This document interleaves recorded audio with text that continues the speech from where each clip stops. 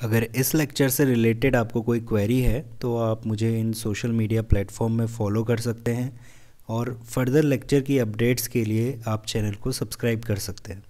Hello everyone, my name is Tarun Singh Chufal and welcome to Learning Academy. तो आज इस video में हम लोग बात करने वाले हैं प्रोबेबिलिटी के बारे में और इस कंप्लीट एक वीडियो में मैं आपको रिवीजन करवाऊंगा। और अगर आपने प्रोबेबिलिटी किसी वजह से कंप्लीट नहीं करा हुआ है तो साथ के साथ हम समझते हुए भी चलेंगे, यानी कि आपको टॉपिक भी क्लियर होते रहेगा और उससे रिलेटेड जितने भी क्वेश्चंस हैं, चाहे प्रीवियस ईयर के हैं या फिर सैम्पल पेपर में, तो वैरायटीज़ ऑफ क्वेश्चन में बताने की कोशिश करूंगा और हर एक क्वेश्चन में हम कुछ नया सीखने की कोशिश करेंगे। तो देखिए, सबसे पहला हमारे पास जो एक्सरसाइज है और वहाँ पे जो टॉपिक है वो है कंडीशनल प्रोबेबिलिटी का। कंडीशनल प्रोबेबिलिटी समझते हैं और उससे रिलेटेड कुछ 2 से 3 प्रॉपर्टीज़ हैं और फिर हम क्वेश्चन को करना शुरू करेंगे। और कंडीशनल प्रोबेबिलिटी करने से पहले मैं कुछ 3 बातें हैं, इनको नोट करवाना चाहता हूँ। एक है रैंडम एक्सपेरिमेंट, दूसरा है सैंपल स्पेस और तीसरा है इवेंट के बारे में। वैसे तो ये सारा बेसिक है और ये आपने क्लास 11th में पढ़ चुके हैं, बट जैसा कि मैं रिविजन करवा रहा हूँ तो हर एक चीज़ मैं समझाते हुए चलूँगा। अब देखना, रैंडम एक्सपेरिमेंट का क्या मतलब है। ऐसा कोई काम जिसको कि अगर हम कर रहे हैं और हमें ये नहीं पता कि इसका आउटकम क्या आने वाला है, आउटकम यानी कि क्या मिलने वाला है। जैसे कि आपने एक कॉइन उछाला, अब आपने एक कॉइन उछाला, आपको हेड या टेल कुछ भी मिल सकता है, बट पहले ही आप ये नहीं बता सकते कि आपको मिलेगा क्या एग्जैक्टली। तो इस तरीके के काम सबको हम क्या कहते हैं, मैथमेटिकली प्रोबेबिलिटी के चैप्टर में रैंडम एक्सपेरिमेंट कहा जाता है। तो अगर मैं एक कॉइन उछाल रहा हूँ या फिर 2 कॉइन 3 कॉइन कितने भी ले सकते हैं, वो सब कुछ रैंडम एक्सपेरिमेंट कहलाए जाते हैं, जहाँ पर आउटकम रैंडमली हमें मिलता है। सेकंड रहता है सैंपल स्पेस। अब जैसा कि मैंने एक एग्जांपल दिया कि मैंने एक कॉइन लिया और उसे उछाला, अब यहाँ पे जो जो आउटकम मुझे मिल सकते हैं उसका एक सेट बनाया जाएगा जिसको कि हम कैपिटल एस से डिनोट कर रहे होंगे और वो आउटकम्स मैं यहाँ पे लिख लूँगा। तो यही मेरा कहलाता है सैंपल स्पेस। और एच और टी पर्टिकुलर, इनको हम बोलते हैं सैंपल पॉइंट। तो सैंपल स्पेस में वो रैंडम एक्सपेरिमेंट के जो जो आउटकम पॉसिबल हैं वो रखे जाते हैं, वो सैंपल स्पेस कहलाएगा। तीसरा है इवेंट। इवेंट क्या होता है, सपोज ए है या बी है, कुछ भी है, कैपिटल से हम डिनोट करते हैं, अगेन एक सेट ही होता है, ये सबसेट रहेगा सैंपल स्पेस का। जैसे कि मैंने एक इवेंट बना लिया, मैंने एक कॉइन उछाला, उसका सैंपल स्पेस ये रहा। मैंने कहा कि एक इवेंट लेते हैं जहाँ पर हेड आ रहा होगा, तो मैं यहाँ पे लिखूंगा ए इज इक्वल्स टू, और ये लिखा एच और इस तरीके से क्लोज कर दिया। तो ये क्या है, ए सबसेट है किसका, सैंपल स्पेस का। तो यही फर्क रहता है रैंडम एक्सपेरिमेंट, सैंपल स्पेस और इवेंट में। और हमारे लिए सैंपल स्पेस बनाना और फिर उससे रिलेटेड इवेंट बनाना बेहद इंपॉर्टेंट है, क्योंकि यहाँ पर अगर आपको ये चीज़ आती है तो इसके जितने भी क्वेश्चंस हैं आप कर ले जाओगे आसानी से। अब मैं बताता हूँ कंडीशनल प्रोबेबिलिटी क्या होती है। कंडीशनल प्रोबेबिलिटी क्या कहती है कि हम यहाँ पे क्या कर रहे होते हैं, कोई एक इवेंट रहता है, ये लिखा हुआ है इवेंट ई। अब अगेन इवेंट का मतलब क्या है, मेरे लिए कोई रैंडम एक्सपेरिमेंट होगा, उसका एक सैंपल स्पेस निकल रहा होगा और वहाँ पर से कोई एक इवेंट डिफाइन कर रहा होगा। तो ये कहता है कि मेरे पास अगर प्रोबेबिलिटी निकालनी है किसी ई इवेंट की, जब एफ इवेंट अकर हो चुका है, ऑलरेडी अकर हो चुका है, उसे ही कहा जाता है कंडीशनल प्रोबेबिलिटी और उसे डिनोट करते हैं पी ई बाई एफ से। ऐसे आप इसको रीड करोगे। तो अगर मैं इसको रीड करूंगा तो मैं कहूँगा मैं निकाल रहा हूँ प्रोबेबिलिटी ई की जब एफ हो चुका। एफ क्या है, अगेन एक इवेंट है, वो डिपेंड करेगा कि क्वेश्चन टू क्वेश्चन हमें क्या इवेंट दे रहा है, तो वो जब मैं क्वेश्चन बताऊंगा वहाँ पे एक्सप्लेन करूँगा। तो ये इसके डिनोट करने का तरीका है। फॉर्मूला देख लेते हैं। फॉर्मूला ये रहा, P E by F is equals to, लिखा जाता है probability of E intersection F. E intersection F यानी कि दोनों इवेंट का आप पहले तो इंटरसेक्शन करो, यानी कि वहां से कॉमन एलिमेंट ढूंढ के लाओ। फॉर एग्जांपल, जैसे कि मेरे पास सैंपल स्पेस था, मैंने ए सेट ले लिया एच और मैंने एक बी सेट ले लिया टी। सही हो गया। अब ये मैंने सेट कंसिडर कर लिए। मैं आपसे पूछता हूँ कि ए इंटरसेक्शन बी कितना होगा, 5 होगा। ठीक है, जैसे कि यहाँ पे है ई इंटरसेक्शन एफ निकालो वगैरह। अब मुझे प्रोबेबिलिटी निकलनी है। अब देखो पी ए इंटरसेक्शन बी मैं लिख रहा हूँ, पी ए इंटरसेक्शन, प्रोबेबिलिटी बताओ ए इंटरसेक्शन बी होने की। अब देखो ए इंटरसेक्शन बी तो ऑलरेडी क्या है, 5 है, यानी कि यहाँ पे कोई भी एलिमेंट हमें देखने को नहीं मिलेगा। और प्रोबेबिलिटी क्या कहती है, प्रोबेबिलिटी कहती है कि आप करो फेवरेबल, यानी कि favourable outcome upon total outcome. Total इसमें कितने थे, सैंपल स्पेस में देखो 2 आउटकम थे। इस ए इंटरसेक्शन बी में हमें कुछ देखने को मिल रहा है, नहीं मिल रहा है, यानी कि मेरे लिए फेवरेबल का काम कोई भी नहीं करने वाला, तो यहाँ पे क्या आएगा, 0 आएगा, और इसकी प्रोबेबिलिटी कितनी हो जाएगी, 0 हो जाएगी। तो इंटरसेक्शन का क्या मतलब है वो मैं बता रहा था, और फिर प्रोबेबिलिटी निकालने का क्या मतलब है, तो प्रोबेबिलिटी निकालने का यही मतलब है उस सेट से लेकर, जैसे कि ए इंटरसेक्शन बी है, यहाँ पे कुछ फेवरेबल देखेंगे और टोटल करेंगे। अभी इनके क्वेश्चन भी हम करेंगे। तो पी इंटरसेक्शन एफ का मतलब है उसकी प्रोबेबिलिटी अपॉन कितना, P F, E by F है तो जो डिवीजन में है यानी कि बाय के बाद है एफ, वो डिवीजन में जाएगा, तो पी एफ हो गया।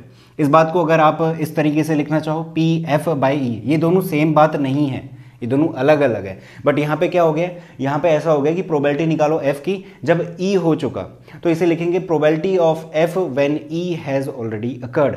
इसे लिखोगे आप पी एफ इंटरसेक्शन ई। अब ई इंटरसेक्शन एफ लिखो या फिर एफ इंटरसेक्शन ई लिखो, दोनों बातें सेम होती है, तो कुछ भी लिख सकते थे आप, हमने ये लिख दिया अपॉन। अब देखना नीचे क्या आएगा, नीचे आएगा जो बाई के बाद है, कौन हो चुका, ई हो चुका, तो प्रोबेबिलिटी ऑफ ई। कहीं कहीं पे हमारे पास सेट का नाम चेंज करके देता है, कहीं पे प्रोबेबिलिटी ए बाई बी करके भी बात करता है, वहाँ पे भी सेम फॉर्मूला रहेगा। तो यही सेम फॉर्मूला मैं अभी आगे के क्वेश्चन में अप्लाई करूँगा और देखेंगे वहाँ पे कैसे हमें निकालना होता है। इसे नोट कर लेना तब तक। प्रॉपर्टीज़ है, 3 प्रॉपर्टी हैं, तीनों ही काम की हैं, बट इंपॉर्टेंट जो इसमें रहेगा वो ये वाला पॉइंट है। तो पहली प्रॉपर्टी कहती है P S by F equals to P F by F is equals to 1 मिलेगा हमेशा। एस का मतलब है सैंपल स्पेस, जो कि मैंने यहाँ पे बताया था। तो अब देखो probability of S by F है। अब अगर ये किसी भी सैंपल स्पेस और किसी भी एफ इवेंट के लिए वैलिड है, तो जो फॉर्मूला कहता है मैं उस हिसाब से इसको ओपन कर देता हूँ। कहता है कि probability S intersection F upon probability of F होगा। ठीक हो गया। अब देखो एस का मतलब क्या है, सैंपल स्पेस। इस एग्जांपल के साथ रिलेट करो, ये है सैंपल स्पेस। एफ मैं थोड़ी देर के लिए इसको कंसीडर कर लेता हूँ, ये हो गया मेरे पास एफ। मेरे से बोला गया एस इंटरसेक्शन एफ करो। अब हमेशा ये हो रहा होगा, एस है बड़ा सेट, एफ उसी का सबसेट है, तो दोनों में अगर मैं इंटरसेक्शन ढूंढने जाऊंगा मुझे क्या मिलेगा, ये एच ही तो मिलेगा जो दोनों में कॉमन है, यानी कि अगेन मुझे एफ ही तो मिल रहा है। तो probability of S intersection F मुझे क्या मिलेगी, पी एफ मिलेगी, क्योंकि एस और एफ आपस में क्या है, रिलेटेड है, क्योंकि एफ सबसेट है एस का। एस क्या है, सैंपल स्पेस। तो पी एफ ऊपर हुआ, नीचे भी प्रोबेबिलिटी ऑफ एफ हुई, दोनों कैंसिल हुए, आंसर मिल गया क्या, 1। Similarly P F by F के लिए हो रहा है, पी एफ बाई एफ के लिए हो रहा है P F intersection F upon P F. अब किसी सेट का उसी सेट के साथ इंटरसेक्शन करो, फिर से वही मिलेगा, तो अगेन ऊपर बन जाएगा पी एफ और नीचे पी एफ, कैंसिल करोगे 1 मिलेगा। तो ये सिंपल सी प्रॉपर्टी है, हो सकता है हमसे 1 मार्क्स के लिए पूछ ले, तो वहाँ पर इस तरीके से इसे निकालना आप। दूसरी प्रॉपर्टी है, ये भी आसान है, एक पैटर्न है, बस उसको ध्यान में रखना। P A union B by F, यहाँ पे है मेरे पास 2 इवेंट, एक है ए बी, इनका यूनियन करा, कुछ नया सेट मिला होगा, सही इवेंट है, कुछ नया सेट मिला होगा, और फिर पूछ रहा है कि ए यूनियन बी के होने की प्रोबेबिलिटी निकालो जब एफ हो चुका। तो इस तरीके से आप रीड करोगे जब भी कंडीशनल प्रोबेबिलिटी जैसे बाई की फॉर्म में अगर कहीं पे आपको दिखेगा, तो ये लिखेगा P A by F plus P B by E, ये ई नहीं होगा, ये एफ रहेगा क्योंकि मैंने एफ लिया हुआ है, माइनस का P A intersection B by F, ये इसका फॉर्मूला है। तीसरा वाला देखना इंपॉर्टेंट है, ये कहता है प्रोबेबिलिटी निकालो ई डैश की। ई डैश का मतलब है नहीं होने की, जैसे कि मेरे पास होता है ना, अगर मैं ए सेट ले रहा हूँ और मैं कह रहा हूँ कि पी ए निकालो, यानी कि पी ए के होने की प्रोबेबिलिटी निकालो, पी ए डैश के होने की प्रोबेबिलिटी बताओ, यानी कि ए नहीं होगा इस बात की प्रोबेबिलिटी क्या होती है, 1 माइनस पी ए कर रहे होते हैं। ये सब कुछ हमने क्लास 11th में देखा हुआ है, तो वही सेम लॉजिक है। यहाँ पे है पी ई डैश, यानी कि ई के नहीं होने की प्रोबेबिलिटी निकालो जब एफ हो चुका, तो इसे ऐसे रीड करा जाएगा कंडीशनल प्रोबेबिलिटी के टर्म में। तो इसका क्या आएगा, 1 माइनस क्या कर रहे होंगे, प्रोबेबिलिटी निकाल रहे होंगे इस ई के होने की जब f हो चुका। तो वही सेम लॉजिक है जो यहाँ पे लगाया जाता है। इसी लॉजिक को इस कंडीशनल प्रोबेबिलिटी का जो कॉन्सेप्ट है उसके साथ मिक्सअप करके ये एक प्रॉपर्टी आपको दे दी। तो तीनों ही प्रॉपर्टी क्लियर होंगी। कंडीशनल प्रोबेबिलिटी का जो फॉर्मूला है वो मैंने आपको बता दिया। अब इसी को मैं अप्लाई करता हूँ वेरियस क्वेश्चंस में, तो इसे नोट करो, इसके बाद में क्वेश्चंस बताता हूँ। कंडीशनल प्रोबेबिलिटी को करने का क्या एग्जैक्ट तरीका है, कैसे हम इवेंट निकाल रहे होंगे और कैसे उसका फॉर्मूला अप्लाई करना है, वो सब कुछ इस क्वेश्चन में मैं डिस्कस करता हूँ। तो यहाँ पे है एक कॉइन है जिसको कि 3 बार टॉस किया गया और फाइंड करो कह रहा है P E by F where पहले केस में ई क्या है, हेड ऑन थर्ड टॉस, और एफ है हेड ऑन फर्स्ट 2 टॉसेज। तो ये सब कुछ क्वेश्चन साइड रखते हैं। सबसे पहला काम आप ये करोगे, जब भी आपको कंडीशनल प्रोबेबिलिटी का क्वेश्चन दिखे आपको उस रैंडम एक्सपेरिमेंट के लिए सैंपल स्पेस बनाकर लिख देना है। जैसे कि यहाँ पे है एक कॉइन है, उसे 3 बार उछाला गया। अब देखो इसको समझने में हो सकता है प्रॉब्लम हो, बट नहीं होनी चाहिए क्योंकि 11th में आप ये चीज़ें पढ़ चुके हो। एक कॉइन है, उसे 3 बार उछालना है, तो मेरे पास कितने केसेस बन सकते हैं, 8 केसेस बनेंगे। कैसे बनेंगे, मान लीजिए आपने पहली बार उछाला, हेड आ गया, दूसरी बार उछाला, अगेन हेड आ गया, तीसरी बार उछाला, हेड आ गया। तो पहला केस तो ये रहा हमारे पास हेड हेड हेड का। उसके बाद हेड हेड टेल का हो सकता है एंड सो ऑन, ये चीज़ें आपको आती हैं। तो इसके बाद हेड हुआ, एक बारी टेल लगाएंगे, head tail, head tail head, tail tail tail head, फिर टेल टेल करके शुरू करेंगे अगेन, और इस तरीके से एंड होगा। 8 हमारे पास केसेस मिलेंगे। ये सब कुछ क्या है, सैंपल स्पेस में जाएंगे, क्योंकि ये रैंडम एक्सपेरिमेंट के आउटकम है, ये चीज़ें हमें देखने को मिल सकती है। ठीक हो गया। अब हम लेंगे इवेंट्स को। इवेंट क्या होते हैं, हमेशा ध्यान रखना, इवेंट उस सैंपल स्पेस से ही आ रहे होते हैं। इवेंट यहाँ पे क्वेश्चन ने बोला कि पहला event low, head on third toss, तीसरे टॉस में मुझे हेड दिखना चाहिए। सैंपल स्पेस के पास जाओ, जहां जहां केसेस में तीसरे पॉइंट पे हमारे पास हेड दिख रहा है वो सब कुछ उठा लो। हेड हेड हेड, तीसरे पॉइंट पे हेड दिखा, ले लिया। यहाँ पे नहीं दिख रहा, यहाँ पे दिख रहा है, ले लिया। यहाँ पे दिख रहा है, ले लिया। और आखिरी में ये वाले में दिख रहा है, ले लिया। सारे सैंपल स्पेस कवर हो गए जहाँ पे तीसरी बारी में हेड आ रहा था। ठीक है, ये ई हो गया, यानी कि ई इवेंट में ये सारे एलिमेंट्स जाने वाले हैं। अब एफ की बारी। एफ कहता है हेड आना चाहिए फर्स्ट 2 टॉसेस में। सैंपल स्पेस के पास जाओ और पहले 2 टॉसेस में जहां जहां पे हमें हेड दिख रहा है वो सब कुछ उतार के रख दो। तो इसमें दिख रहा है पहले 2 टॉसेस में, इसमें भी दिख रहा है, इसके अलावा और किसी में नहीं दिख रहा। तो एफ को दो एलिमेंट लिख के छोड़ दिया। तो ये हो गया हमारे पास एफ इवेंट। ठीक हो गया। अब मैंने बताया प्रोबेबिलिटी ई बाय एफ हमें निकालनी है। इसका फॉर्मूला होता है P E intersection F upon P F. सही हो गया। सबसे पहले आप अब निकाल रहे होगे ई इंटरसेक्शन एफ। हमें ई इंटरसेक्शन एफ चाहिए ना, उसकी प्रोबेबिलिटी निकालनी है, तो उसके लिए मुझे ई इंटरसेक्शन एफ की जरूरत पड़ेगी। ये ई रहा, ये एफ रहा, ई इंटरसेक्शन एफ कर दो। दोनों में कॉमन क्या दिख रहा है, एक तो हेड हेड हेड वाला दिख रहा है, और ये वाला दिख रहा है क्या, हेड हेड टेल नहीं दिख रहा। तो यानी कि सिर्फ ये वाली चीज़ इसमें क्या है, कॉमन है। ये सिर्फ एक एलिमेंट है इस पर्टिकुलर सेट के लिए, ये एक ही केस है ना, इस वजह से। ठीक है, ऐसा मत कहना कि 3 एलिमेंट हैं इस सेट के लिए, नहीं, एक ही है। हो गया, ई इंटरसेक्शन एफ हो गया। अब मुझे चाहिए probability, probability of E intersection F. Probability का वही बेसिक फॉर्मूला लगाते हैं जो क्लास 11th 10th से आपने लगाना सीखा है, फेवरेबल अपॉन टोटल आउटकम्स। मेरे लिए इस केस में फेवरेबल क्या है, ई इंटरसेक्शन एफ के सेट के पास जाओ, फेवरेबल क्या है, ये आना फेवरेबल है। और ये है कितने, एक ही तो है, जैसा कि मैंने बताया एक ही केस है। तो फेवरेबल लूंगा ई इंटरसेक्शन एफ की प्रोबेबिलिटी निकालने के लिए, फेवरेबल अपॉन टोटल। टोटल में सैंपल स्पेस के जितने एलिमेंट्स हैं वो आएंगे, कितने हैं, 8 हैं, काउंट कर लो। तो पी इंटरसेक्शन एफ आया फेवरेबल अपॉन टोटल। तो ई इंटरसेक्शन एफ के सेट में जाके देखोगे कितने नंबर हैं, वो है फेवरेबल अपॉन टोटल, हमारे पास 8 रहेंगे। अब निकाल दो पी एफ। पी एफ क्या है, पी एफ ये रहा, मतलब कि एफ सेट ये रहा जो कि ऑलरेडी निकला हुआ है। अब पी एफ निकाल दो, again favourable upon total. F के होने के लिए मेरे लिए फेवरेबल क्या होने चाहिए, ये 2 चीज़ें। तो फेवरेबल में क्या आएंगे, ये 2 नंबर, यानी कि ये 2 एलिमेंट्स 1 2 अपॉन टोटल, अगेन 8, ये इससे कैंसिल हुआ, हमें मिल गया 1/2। ये हो गया इसका आंसर। तो इतना सिंपल सा क्वेश्चन रहता है, हमें जस्ट ध्यान देना है कि हम इवेंट अच्छे से निकाल लें, ई इंटरसेक्शन एफ अच्छे से निकाल लें, और उसकी प्रोबेबिलिटी निकालना सीख लें अच्छे से, जो कि मैं बता चुका हूँ। तो ये इसका आंसर होगा। इसे नोट करो। इसी क्वेश्चन पे बेस्ड एक और है सेकंड पार्ट, उसे करते हैं। तो इसी क्वेश्चन का सेकंड पार्ट लेता हूँ। यहाँ पे सेम क्वेश्चन है, कॉइन को 3 बार टॉस करना है, प्रोबेबिलिटी निकालनी है ई बाय एफ की, बस इवेंट चेंज कर दिए हैं। अब देखो यहाँ पे एटलीस्ट और एटमोस्ट का यूज होना है, और प्रोबेबिलिटी ऐसा चैप्टर है जहाँ पे एटलीस्ट एटमोस्ट से रिलेटेड फ्रीक्वेंटली क्वेश्चन पूछे जाते हैं। तो अगर आपको दिक्कत होती है एटलीस्ट और एटमोस्ट समझने में, तो पहले तो आप उसका हिंदी मीनिंग लिख लीजिए। एटलीस्ट का मतलब है कम से कम, और एटमोस्ट का मतलब रहता है ज़्यादा से ज़्यादा। इस पूरी बात को मैं अभी इसमें एक्सप्लेन करूंगा, और अगर आपको कन्फ्यूजन रहता है तो इसे नोट डाउन करिए। नोट करने से चीज़ें याद रह जाती हैं, और खुद से ट्राई करना इसके बाद इस चीज़ को, जैसे एटलीस्ट है तो इस वर्ड को इसमें लगाना और फाइंड आउट करना कि इवेंट ई क्या मिलने वाला है, तभी जाके आपको चीज़ें समझ में आएंगी। अब देखो ई क्या मतलब है, सैंपल स्पेस तो ऑलरेडी क्लियर है हमारे पास, वही रहने वाला है, 3 बार हमने उछाला है। ई कहता है कि एटलीस्ट 2 हेड, यानी कि सैंपल स्पेस में से वो वाले केसेस लो जहां पे कम से कम 2 बार आपको हेड देखने को मिले। अब देखो कम से कम 2 बार, और ज़्यादा से ज़्यादा कितनी बार हो सकता है, 3 बार, क्योंकि हमने कॉइन कितनी बार उछाला है, 3 बार। और 3 के अलावा जैसे कि ये है ना 1 2 3, और कोई केस बन रहा है क्या, नहीं बन सकता। तो इसका मतलब कम से कम 2 बार और ज़्यादा से ज़्यादा 3 बार वाले पेयर हमें कंसिडर करने हैं। तो देखो पहला ले लिया मैंने हेड हेड टेल, इसमें क्या हो रहा है, कम से कम 2 बार की बात हुई थी, तो 2 बार वाले हेड ले लिए। ये वाला भी है, ये वाला भी है, और एक मैंने ले लिया जिसमें ज़्यादा से ज़्यादा 3 बार हमें हेड देखने को मिलता है, जो कि एकमात्र रहेगा ये वाला। इसके अलावा कोई भी देखो सैंपल स्पेस में, वहाँ पे इनसे ज़्यादा या फिर 2 से कम वाले हेड हम नहीं ले सकते। तो ये जो कंडीशन बोलता है एटलीस्ट 2 हेड वाली, इसको फुलफिल करवाते हुए सैंपल स्पेस से हमने एलिमेंट रख दिए। अब एफ की बारी। एफ कहता है एटमोस्ट 2 हेड। एटमोस्ट का मतलब होता है ज़्यादा से ज़्यादा। ज़्यादा से ज़्यादा 2 हेड और कम से कम कितने, देखो हेड की बात कर रहा है, ज़्यादा से ज़्यादा 2 होने चाहिए कह रहा है, और कम से कम कितने हो सकते हैं, 1 हेड, और कम 0 हेड वाला भी केस लेंगे। अक्सर स्टूडेंट ये गलती करते हैं कि वो ये वाला तो ले लेंगे कम से कम 2 और कम से कम 1 वाला, ये वाला भूल जाते हैं जिसमें एक भी हेड नहीं आएगा, तो वो भी हमें लेना है।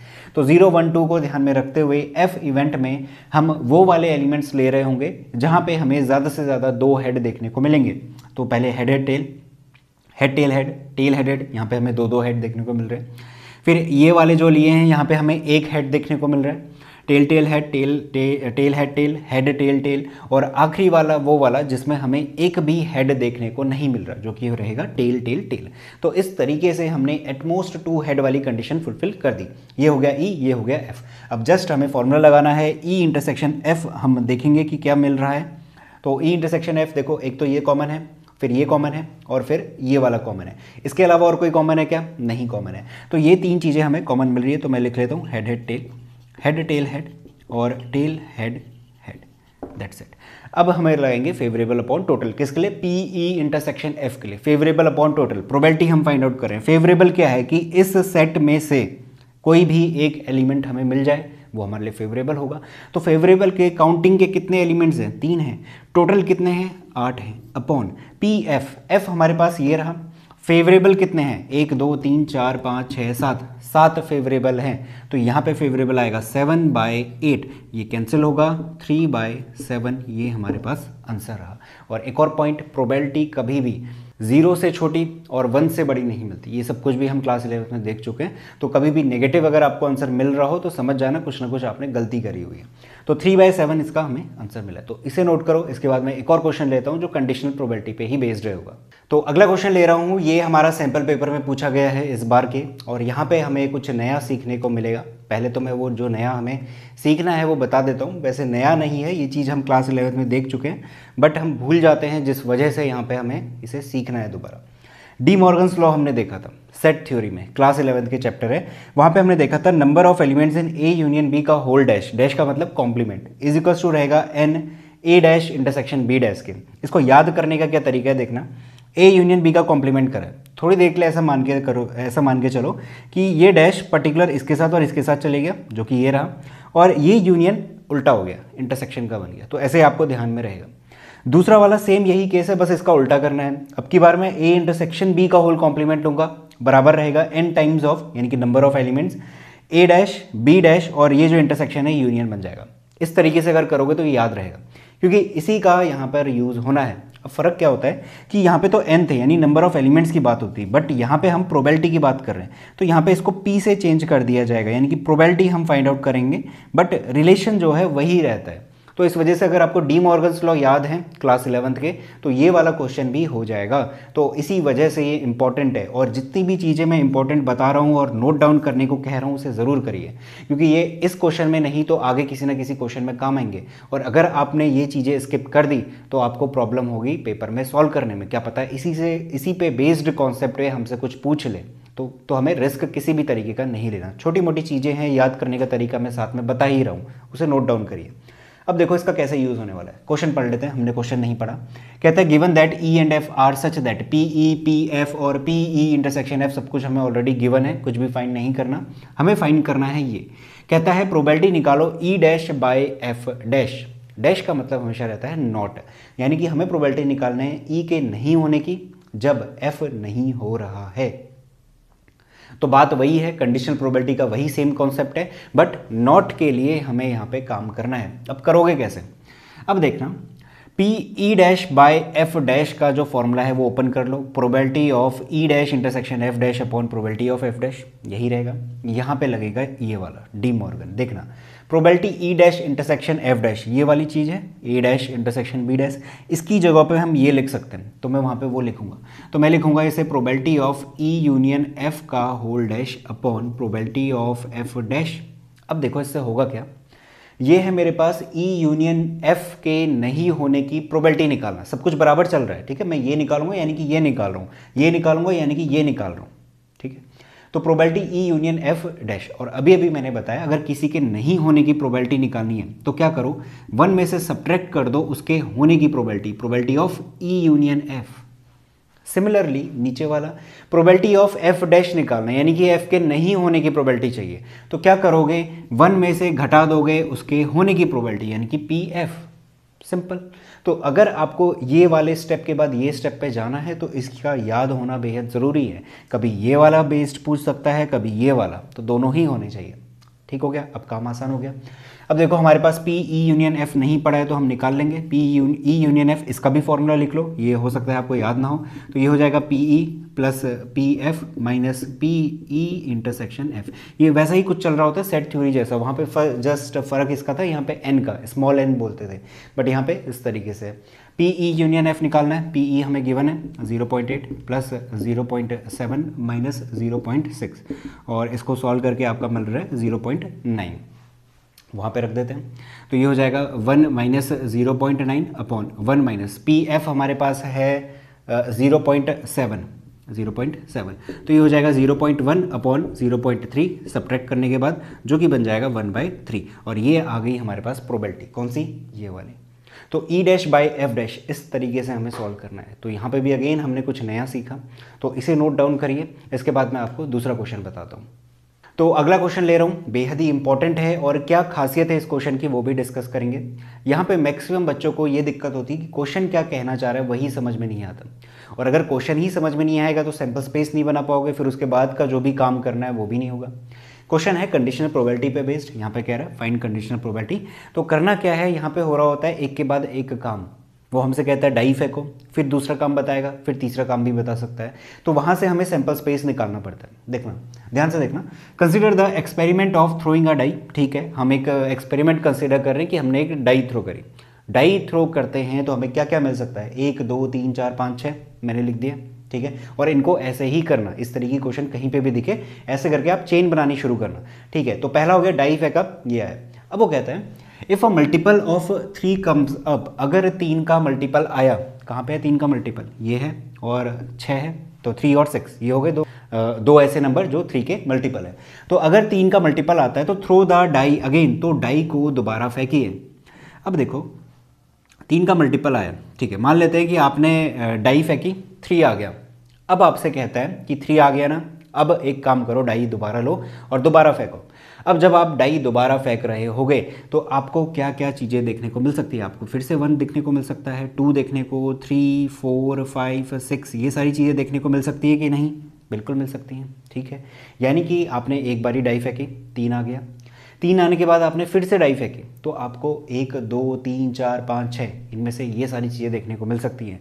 तो सैंपल स्पेस में पहले क्या जाएगा, यही जाएंगे 3 1 3 2 3 3 3 4 3 5 और 3,6। तो अभी फिलहाल के लिए ये सारी चीज़ें इसमें जाने वाली हैं। ठीक है, आगे पढ़ते हैं। And if any other number comes up, अच्छा एक और चीज़ है, 6 के लिए हमने फाइंड ही नहीं करा, मुझे मिल सकता है 1 2 3 4 5 6, क्योंकि मुझे 6 मिलने पे अगेन एक डाई फेंकनी है। तो यहाँ पे मेरे पास सैंपल स्पेस जो बनेगा वो रहेगा 6,1 6 2 6 3 6 4 6 5 और 6,6। तो इस तरीके से हमारा ये वाली चीज़ कंप्लीट हुई। अब उसके बाद कहता है if any other number comes toss a coin, अगर 3 या 6 के अलावा कोई और अगर नंबर आता है तो आपको कॉइन उछालना है। जैसे कि मान लेते हैं कि एक बारी डाई फेंकी, मेरे पास 1 आ गया, अब 1 आया तो मैं उठाऊंगा कॉइन और कॉइन उछालूंगा। अब कॉइन उछालने पे मुझे क्या क्या मिल सकता है, या तो हेड मिलेगा या फिर टेन मिलेगा। यही सेम चीज़ 2 4 और 5 सभी के लिए हो रही होगी। तो यानी कि अगला जो सैंपल स्पेस में एलिमेंट जाएगा वो बनेगा एक 1,h 1,t, फिर रहेगा 2,h 2,t 4,h 4,t और आखिरी वाला 5,h 5,t। तो ये कंप्लीट मेरे पास क्या हुआ, सैंपल स्पेस हुआ। तो इस तरीके से जब हमारे पास एक के बाद एक काम करने के लिए बोलेगा तो वहाँ पे सैंपल स्पेस बनाने का तरीका ये रहने वाला है। इसके बाद कहता है find the conditional probability of event. अब हमारे पास जो इवेंट है वो पहला दिया है the coin shows a tail. इसका मैं नाम दे देता हूँ कि इसका नाम है ए। अब वो कह रहा है कि पहला इवेंट ऐसा लेना है कि जो कॉइन है वो क्या शो करे, टेल शो करे। अब देखो इस पूरे सैंपल स्पेस में टी कहाँ कहाँ पर है, एक 1,t है, फिर है हमारे पास 2,t, फिर आएगा 4,t और एक आएगा 5,t। इसके अलावा टी कहीं पर भी नहीं है, तो यानी कि वो वाला हमारे पास लिया नहीं जाएगा इस इवेंट के लिए। तो ए इवेंट ये रहा, given that at least 1 die shows a 3।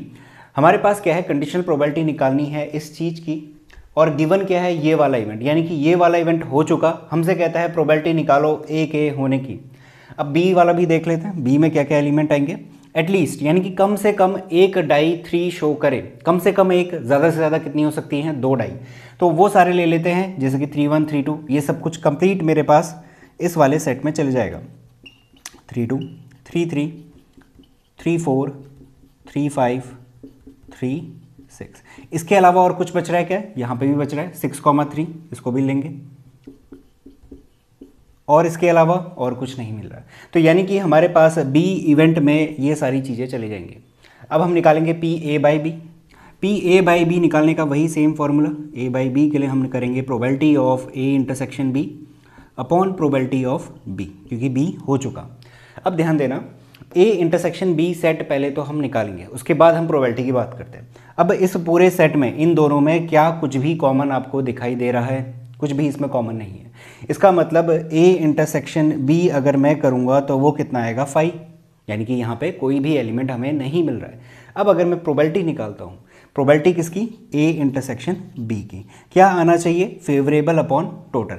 Total तो ठीक है, इनको काउंट करके हम लिख लेंगे, बट फेवरेबल बताओ, यानी कि ए इंटरसेक्शन बी में क्या कोई एलिमेंट है, कुछ भी नहीं है, यानी कि फेवरेबल के लिए मेरे पास क्या बचा, 0 बचा। अब 0 अपॉन समथिंग, यानी कि टोटल में यहाँ पे लिखूंगा, मुझे मिलना क्या है, 0 ही मिलना है, यानी कि probability of A intersection B कितनी आ रही है, 0, और 0 अपॉन प्रोबेबिलिटी ऑफ बी करूँगा तो आंसर कितना मिलेगा, 0। तो प्रोबेबिलिटी निकालने की ज़रूरत नहीं है बी के लिए, क्योंकि ए इंटरसेक्शन बी ही हमारे पास 5 है, तो प्रोबेबिलिटी भी 0 आ रही है। तो कंप्लीट इसका आंसर कितना मिलेगा, 0। इंपॉर्टेंट हमारे लिए ये था क्वेश्चन को समझना और कैसे हमें सैंपल स्पेस बनाना है, फिर इवेंट पे काम करते हुए अपना आंसर निकालना है। तो इसे नोट करो, इसके बाद मैं आपको नेक्स्ट क्वेश्चन बताता हूँ। तो नेक्स्ट क्वेश्चन ले रहा हूँ, ये हमारा सैंपल पेपर में पूछा गया क्वेश्चन है इस बार का। यहाँ पे कहता है the probability that it will rain on any particular day is 50%, यानी कि किसी भी दिन में रेन होने की जो प्रोबेबिलिटी है वो है 50%। अब जब भी परसेंट वगैरह आए तो उसका क्या करो, अपॉन 100 कर देना। अपॉन 100 करने पे कितना बन रहा है, 1/2, यानी कि ये रहेगी प्रोबेबिलिटी रेन आने की। तो मैं इसको लिख लेता हूँ P और यहाँ पे लिख लेता हूँ रेन, प्रोबेबिलिटी ऑफ रेन 1/2 है।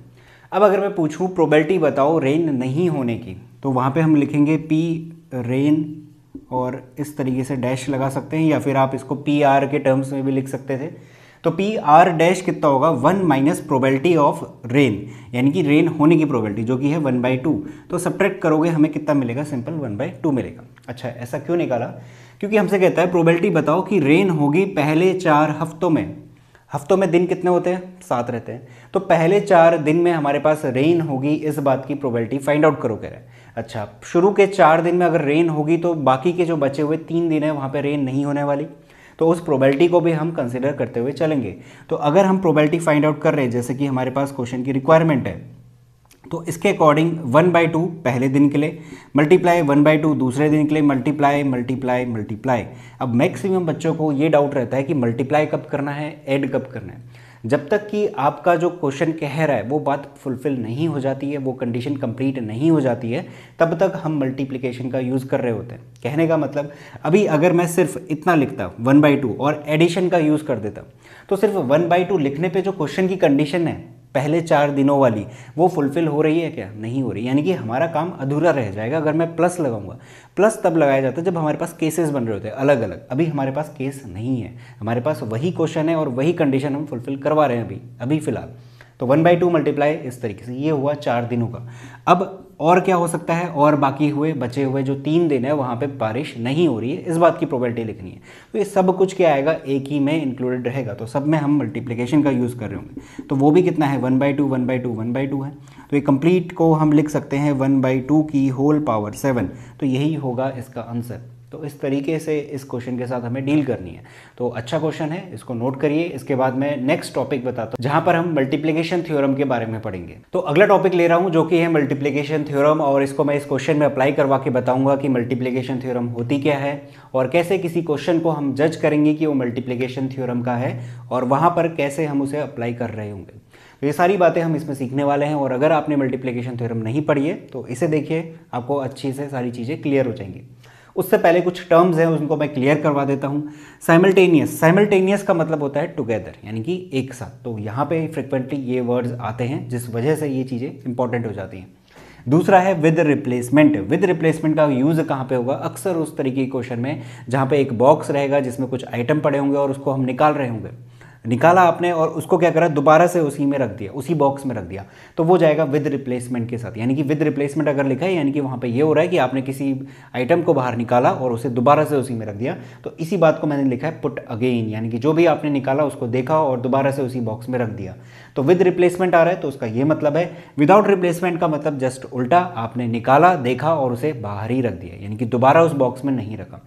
काफ़ी फ्रिक्वेंटली इस तरीके के क्वेश्चन में यूज़ होते हैं, और अगर आपको ये वर्ड्स मालूम नहीं है कि इनका मतलब क्या है तो लिख लो इनको, क्योंकि अगर आपको ये चीज़ें नहीं पता तो क्वेश्चन भी सॉल्व नहीं होने वाला।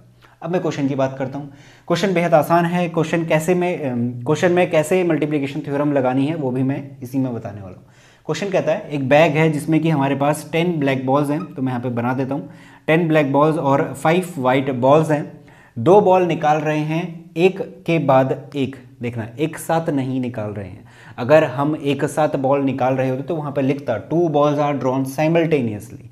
साइमल्टेनियसली का मतलब बताया ना, एक साथ, तो वहाँ पे ऐसा लिख रहा था, बट यहाँ पे इसने लिखा है 1 आफ्टर, तो एक के बाद एक निकालना है। अच्छा, कैसे निकालना है? विदाउट रिप्लेसमेंट, यानी कि आपने एक बार ही निकाला, देखा और बाहर रख दिया। मैंने यहाँ पे लिखा है ना विदाउट रिप्लेसमेंट का मतलब डोंट पुट अगेन, यानी कि दोबारा उस चीज़ को वहाँ पे नहीं रखना।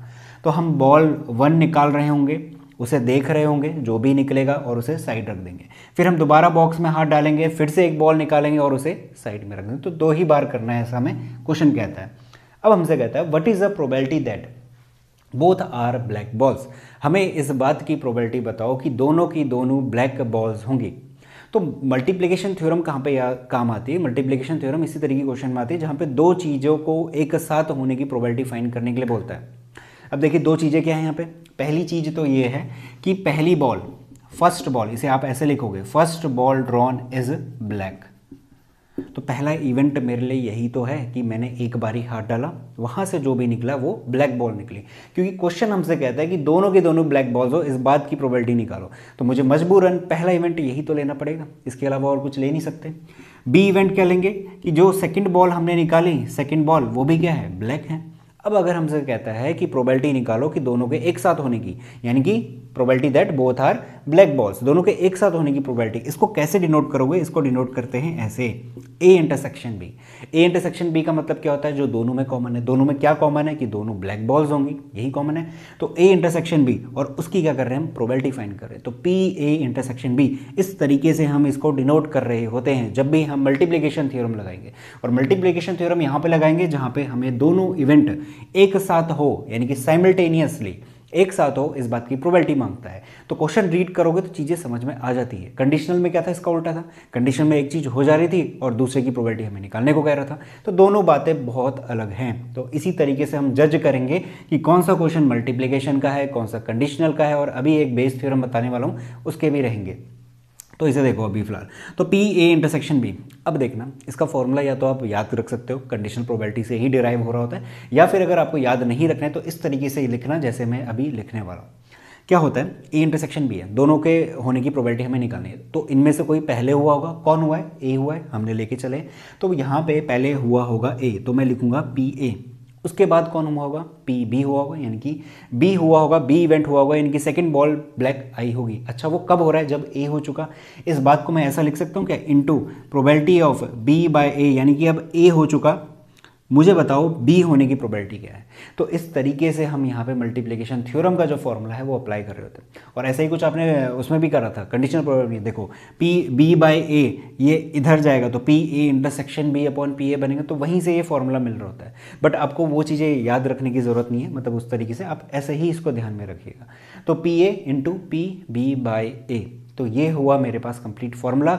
यहाँ पे मैं वैल्यूज़ रखूँगा और अपना आंसर निकाल लूँगा। तो पी ए का मतलब क्या है? पी ए यानी कि पहली बॉल ब्लैक आई, इस बात की probability favourable upon total. Favourable क्या है? फेवरेबल है पूरी की पूरी 10 बॉल्स जो कि ब्लैक हैं, टोटल कितना हो जाएगा? 15 इंटू, अब ये इंपॉर्टेंट स्टेप है, ए हो चुका, यानी कि बॉल आपने निकाली, जो वो ब्लैक आई है, आपने उसको रख दिया साइड में। अब जब आपने उसने साइड को रखा तो आपके पास यहाँ पे चीज़ें चेंज हो गई। अब आपके पास बची 9 ब्लैक बॉल्स और 5 वाइट बॉल्स। तो फेवरेबल में भी फ़र्क पड़ेगा और टोटल में भी फ़र्क पड़ेगा। फेवरेबल कितने हो गए? अब 9 हो गए, क्योंकि हमें तो ब्लैक बॉल के साथ ही डील करनी है, क्योंकि यहाँ पे भी वही ब्लैक बॉल के बारे में बात कर रहा है। तो 9 बाई कितना हो जाएगा 14, और इसको आप मल्टीप्लाई करके लिख लोगे और ये होगी हमारे पास रिक्वायर्ड प्रोबेबिलिटी। तो इस तरीके से हमें मल्टीप्लिकेशन थ्योरम का यूज़ करना होता है और ऐसे हम इसका आंसर फाइंड आउट कर रहे होते हैं। तो फॉर्मूले रटने की ज़रूरत नहीं है, जस्ट कॉन्सेप्ट पे ध्यान दो, चीज़ें सॉल्व होते रहेंगी। ये सारी चीज़ों को नोट करना ये इंपॉर्टेंट है। साथ के साथ ये क्वेश्चन भी देख लो एक बारी, एनसीईआरटी का ही है, और एनसीईआरटी के जितने क्वेश्चन हैं जो कि मल्टीप्लिकेशन थ्योरम पे बेस्ड है उनको सॉल्व करिए। तो जितने ज़्यादा करोगे उतनी अच्छी प्रैक्टिस होगी और तुरंत जज कर पाओगे कि कौन सा क्वेश्चन किस तरीके से होने वाला है। तो इसे नोट करो। इसके बाद मैं आपको इंडिपेंडेंट इवेंट बताता हूँ जो कि इसी का हिस्सा है, और उसके बाद हम फर्दर इस टॉपिक से रिलेटेड जितने भी क्वेश्चन है प्रीवियस ईयर या फिर सैम्पल्स पे वहाँ से हम क्वेश्चन करते हैं। तो अगला टॉपिक है इंडिपेंडेंट इवेंट्स और डिपेंडेंट इवेंट्स, दोनों के बारे में क्या डिफरेंस है और कैसे हम फाइंड आउट कर रहे होते हैं किसी क्वेश्चन में कि कौन डिपेंडेंट है कौन इंडिपेंडेंट, वो सारी चीज़ें हम देखेंगे और इससे रिलेटेड क्वेश्चन बनते हैं, लगभग हर साल पूछे गए। तो इंडिपेंडेंट इवेंट की सबसे पहले मैं बात करता हूँ। इंडिपेंडेंट का मतलब क्या होता है? फ्रीडम, यानी कि अकेला। अब क्या होगा कि अकरेंस ऑफ वन इवेंट, यानी कि एक इवेंट के होने पे दूसरे इवेंट के होने पे कोई भी फर्क नहीं पड़ने वाला, इस तरीके के इवेंट्स को हम कहेंगे इंडिपेंडेंट इवेंट्स। अब ऐसा मिलेगा कैसे? एग्जांपल देखेंगे। वहीं पे डिपेंडेंट में क्या होता है? डिपेंड यानी कि दूसरे पे डिपेंड करना, यानी कि अगर एक इवेंट हो रहा है तो उसके होने से दूसरे के होने पे भी फर्क पड़ने वाला, यानी कि उसके आंसर में फर्क पड़ेगा। ये सारी चीज़ें मैं एग्जाम्पल के साथ एक्सप्लेन करता हूँ। यहाँ पे मैंने एक बैग लिया जिसमें 5 रेड 2 ब्लैक बॉल्स हैं। एक एक करके ब्लैक बॉल निकाली, ठीक है, पहली बारी में और दूसरी बारी में एक एक करके, one after other, but with replacement निकाली है। तो मैं सबसे पहले ए ले लेता हूँ, क्या? फर्स्ट बॉल इज ब्लैक, जो भी हमने पहली बॉल निकाली वो ब्लैक है, और बी भी ले लेता हूँ जिसमें की है सेकेंड बॉल, वो भी क्या है? ब्लैक है। अच्छा, इसने बोला विद रिप्लेसमेंट। विद रिप्लेसमेंट का मतलब आपने निकाला, देखा और दोबारा उसके अंदर रख दिया, तो पुट अगेन, एक और बार फिर से आपने उसमें रख दिया। अब जब आप उसको फिर से उसमें रख रहे होगे तो इसमें जो भी हमारे पास ये है सेट वगैरह जिसमें हमने बैग में एलिमेंट्स रखे हुए हैं वो उस पर कोई भी फर्क नहीं पड़ने वाला। तो यही होता है हमारे पास इंडिपेंडेंट इवेंट। अब देखो, हमसे पूछा गया क्या? पी ए इंटरसेक्शन बी निकालो, पी ए इंटरसेक्शन बी, यानी कि दोनों इवेंट के होने की प्रोबेबिलिटी निकालो। अब दोनों इवेंट हो रहे हैं, ठीक है, तो पहले ए हुआ होगा तो हमने लिख दिया पी ए, इंटू क्या होगा? पी बी बाय ए, यानी कि अब निकालो बी के होने की प्रोबेबिलिटी जब ए हो चुका। ऐसा हमने अभी पिछले क्वेश्चन में भी करा हुआ था, तो इसी तरीके से लिखेंगे, ठीक है।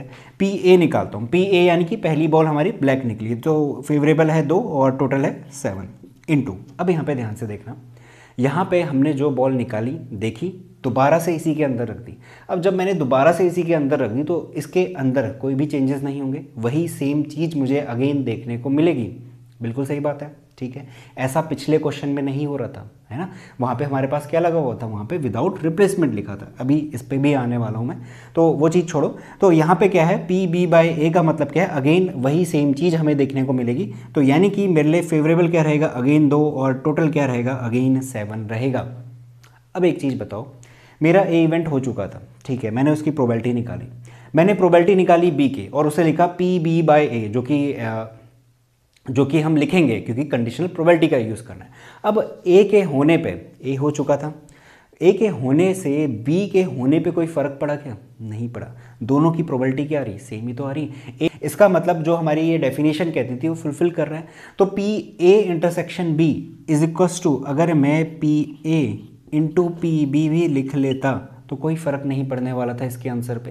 यानी कि मैं लिखता पी ए का मतलब क्या होता है? हमारे पास पहली बॉल ब्लैक है, पहली बॉल ब्लैक है, देखते कितना फेवरेबल 2 है और टोटल कितना है 7, ये लिखते थे।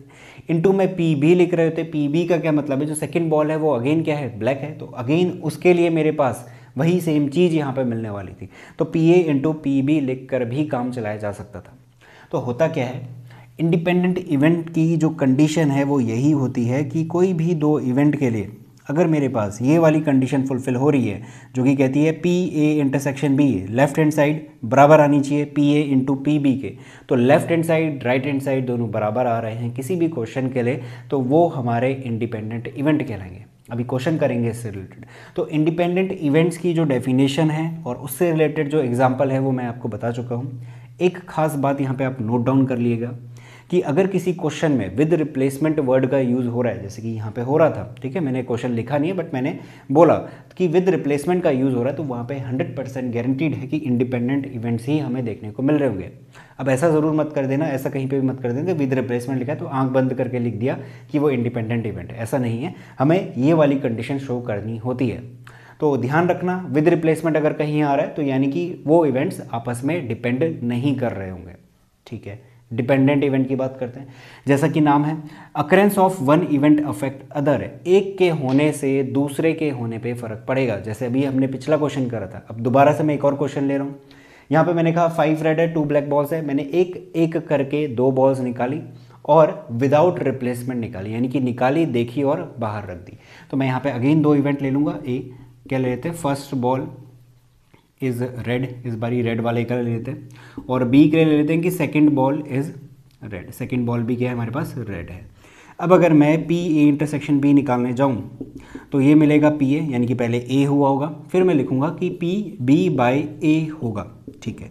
पी ए यानी कि पहली बॉल रेड आएगी, तो लिख लेते हैं कितना फेवरेबल, कितना 5/7 इंटू, अब मैं कहूँगा प्रोबेबिलिटी निकालो बी के होने की जब ए हो चुका। अब यहाँ पे मैंने बोला है विदाउट रिप्लेसमेंट, यानी कि आपने निकाला, देखा और उसे बाहर रख दिया, यानी कि यहाँ पे टोटल में फ़र्क पड़ेगा, रेड में भी और टोटल में भी। तो रेड में कितना आएगा, जो फेवरेबल बनेगा वो कितना आएगा 4, क्योंकि पहली बॉल में तो पहली बारी में तो रेड निकल के बाहर आ चुकी है, तो इस वजह से 4 अपॉन ये हो गया फेवरेबल, टोटल कितना हो जाएगा 6। तो इसके होने से, ए इवेंट के होने से बी इवेंट पे फ़र्क पड़ रहा है, उसकी प्रोबेबिलिटी डिफरेंट आ रही है, तो इसका मतलब ये कैसे हैं, डिपेंडेंट इवेंट्स हैं। तो यही डिपेंडेंट इवेंट्स की कंडीशन होती है और ऐसे ही क्वेश्चंस हमें देखने को मिलते हैं। आइंदा अगर कहीं पे भी विदाउट रिप्लेसमेंट का यूज़ हो रहा है तो तुरंत समझ जाना कि जो भी इवेंट्स गिवन होंगे वो डिपेंडेंट होंगे। अच्छा, अगर कभी ऐसा आता है कि डिपेंडेंट इवेंट है प्रूफ करो, तो वहाँ पे क्या करोगे, वहाँ पे ये कर रहे होगे कि लेफ्ट हैंड साइड में पी ए इंटरसेक्शन बी बराबर नहीं आ रहा होगा P A into P B के, जैसा कि यहाँ पे होता है। यहाँ पे अगर हो रहा है तो वो इंडिपेंडेंट इवेंट है, नहीं हो रहा तो वो डिपेंडेंट इवेंट्स हो जाएंगे। इससे रिलेटेड हम क्वेश्चंस करने वाले हैं, सही है। तो इसे नोट डाउन करिए, बिल्कुल इसी तरीके से इसको बाइफरगेट करते हुए लिखना, क्योंकि यहाँ पे बहुत कन्फ्यूजन हो जाता है, with replacement, without replacement, independent, dependent. तो मैंने बाइफरगेट करके लिखवा दिया है, साथ के साथ क्वेश्चन भी बता दिया। अब इसके बाद मैं क्वेश्चंस लेता हूँ जो कि पर्टिकुलर हमारा प्रीवियस ईयर में पूछे गए और सैम्पल पेपर में गिवन है, तो इसे नोट करो, इसके बाद वही करते हैं। तो एक क्वेश्चन ले रहा हूँ जो कि 2017 में पूछा गया है और इंडिपेंडेंट इवेंट से रिलेटेड है, 2 मार्क्स में पूछा गया था। कहता है कि एक डाई है जिसके फेसेस में 1 2 3 मार्क्ड किया गया है रेड से, ठीक है, और 4 5 6 मार्क्ड किया गया है ग्रीन से, टॉस किया गया, इनकी फेंका गया। लेट ए बी इवेंट, मैं यहाँ पे लिख दूंगा, ए एक ऐसा इवेंट है जिसमें कि नंबर जो ऑब्टेन्ड हुआ है वो क्या हुआ है, इवन हुआ है, ठीक है, यानी कि कलर वगैरह से कोई लेना देना नहीं है, जस्ट आपने फेंका और ये बताओ कि वहाँ पे इवन नंबर आए। अच्छा, तो ए इवेंट में कौन कौन जाएंगे, एक जाएगा 2, एक जाएगा 4 और एक जाएगा 6, तो 2 4 और 6, और डाई एक ही बार फेंकी गई है, ठीक है, उसने एक से ज़्यादा अगर फेंकी होती तो यहाँ पे मेंशन करा रहता, ठीक हो गया। ए इवेंट में ये जाएंगे। बी इवेंट में कौन जाएंगे, the number obtained is red, B event में वो सारे जाएंगे कि जो नंबर रेड से मार्क्ड किए गए थे, क्योंकि रेड बोला है तो 1 2 3 हमारा रेड से मार्क्ड किया हुआ है, तो 1 2 3 जाएगा यहाँ पे, ठीक हो गया। हमसे कहता है फाइंड करो ए और बी इंडिपेंडेंट इवेंट्स हैं या नहीं है। इसके लिए सिंपल सी कंडीशन है, पी ए इंटरसेक्शन बी अगर बराबर आता है P A into P B के, तो हम कहेंगे कि ये क्या है, इंडिपेंडेंट इवेंट है। अब निकालो पी ए, पी ए का मतलब क्या है, मैं पहले ये सॉल्व कर रहा हूँ, राइट हैंड साइड सॉल्व कर रहे हैं। पी ए निकालता हूँ, पी ए यानी कि ये वाला इवेंट कितना होगा, फेवरेबल कितने हैं 3, टोटल कितने हैं 6, 1 2 3 4 5 6, तो वो 6, तो 3/6, तो ये हो जाएगा कितना 1/2, ठीक हो गया। पी बी निकालते हैं, पी बी में भी फेवरेबल 3 है तो 3/6 टोटल हम लिख रहे होंगे सैम्पल स्पेस से, तो ये हो जाएगा 1/2। तो P A into P B करोगे तो 1/4 मिल रहा है, ठीक है, आर एच एस में 1/4 आ रहा है। अब मुझे एल एच एस में भी 1/4 लेकर आना है, तभी जाके ये इंडिपेंडेंट कहलाए जाएंगे, अगर नहीं आते तो ये इंडिपेंडेंट नहीं होंगे। तो पी ए इंटरसेक्शन बी निकालते हैं। पी ए इंटरसेक्शन बी के लिए मुझे पहले मालूम होना चाहिए कि ए इंटरसेक्शन बी क्या है, दोनों में कॉमन ढूंढो, कॉमन सिर्फ एक ही चीज़ है, क्या 2। तो पी ए इंटरसेक्शन बी क्या आएगा, फेवरेबल अपॉन टोटल, फेवरेबल क्या है, एक ही एलिमेंट है, तो 1 अपॉन टोटल में कौन है, 6 है, क्योंकि 6 हमारे पास क्या आएंगे 1 2 3 4 5 6, इस तरीके से 6 आउटकम आएंगे, तो 1/6। ये दोनों बराबर नहीं है, ये आएगा 1/4 और ये है 1/6। तो हम यहाँ पे लिखेंगे P A intersection B does not equals to P A into P B, hence A and B are not independent events. Simple सा क्वेश्चन है, 2 मार्क्स में पूछा गया था। तो इस तरीके के क्वेश्चन हमें देखने को मिलते हैं इंडिपेंडेंट इवेंट से रिलेटेड। तो इसे नोट करो। इसके बाद में एक और क्वेश्चन लेता हूँ जो प्रीवियस ईयर में पूछा गया। तो नेक्स्ट 2 क्वेश्चन है हमारे पास, एक 2020 में पूछा गया है और एक 2019 में। सबसे पहले ये वाला देखते हैं। यहाँ पे कहता है given 2 independent event A and B, यानी कि दोनों के दोनों इंडिपेंडेंट इवेंट हैं, ये हमें गिवन है। तो इसका मतलब हमारी ये जो कंडीशन है P A intersection B is equals to P A into P B के बराबर ये फुलफिल हो रही होगी, ठीक है। सच दैट पी ए हमें गिवन है, पी बी गिवन है, हमसे कहता है फाइंड करो ये। अब यहाँ पे अगेन जैसे कि मैंने एक क्वेश्चन करवाया था, वहाँ पे बोला था जो डी मॉर्गन लॉ है उसको अच्छी तरीके से याद रखें क्योंकि उसका यूज़ हो सकता है। अब इस क्वेश्चन में अगर डी मॉर्गन लॉ आपको याद है तो आप इसको कर ले जाओगे। A intersection A dash intersection B dash, अब ये वाली फॉर्म कहाँ पे, ये वाली पड़ी, तो यानी कि इसकी जगह पे हम ये चीज़ लिख सकते हैं। तो लिखते हैं, हमसे कहता है P A dash intersection B dash की वैल्यू बताओ। तो according to de Morgan law हम इसको लिख सकते हैं पी ए यूनियन बी का होल कॉम्प्लीमेंट। अब कॉम्प्लीमेंट का मतलब मैंने बताया था कि 1 minus of P A union B लिख सकते हैं। ये क्या निकाल रहे हैं, प्रोबेबिलिटी ए यूनियन बी के नहीं होने की। तो उसे क्या करें, 1 minus probability A union B के होने के साथ। अब यहाँ पे आप फॉर्मूला लगा दो, 1 minus P A minus P B और प्लस का पी ए इंटरसेक्शन बी। इसका फॉर्मूला होता है ना P A plus P B minus P A intersection B, negative बाहर है, मल्टीप्लाई होगा तो इस तरीके से हमें मिलेगा। अब 1 नेगेटिव पी ए की वैल्यू हमारे पास पता है तो इसको रख देते हैं 0.3 है, माइनस पी बी की पता है 0.6 है। अब देखना पी ए इंटरसेक्शन बी है, वैल्यू नहीं गिवन है बट ये जो कंडीशन है ये चीज़ हमारे पास है। पी ए इंटरसेक्शन बी की जगह पे हम P A into P B लिख सकते हैं, तो इसको यूज़ करके मैं यहाँ पे वैल्यू रखूँगा और पी ए पी बी दोनों गिवन है, मल्टीप्लाई करेंगे तो हमें मिलेगा 0.18 और इस पूरे कंप्लीट को सॉल्व करोगे तो आपको मिल रहा होगा 0.28। जस्ट हमें एडिशन और सब्ट्रैक्शन करना है, तो ये आएगा इसका answer P A dash intersection B dash. तो इस तरीके से हमें ये वाला क्वेश्चन कंप्लीट करना है। अब देखिए ये अगेन इंपॉर्टेंट है, इस तरीके के क्वेश्चन पूछे जा रहे हैं, हो सकता है इस बार भी पूछ लिया जाए, तो इसे नोट डाउन कर लीजिएगा।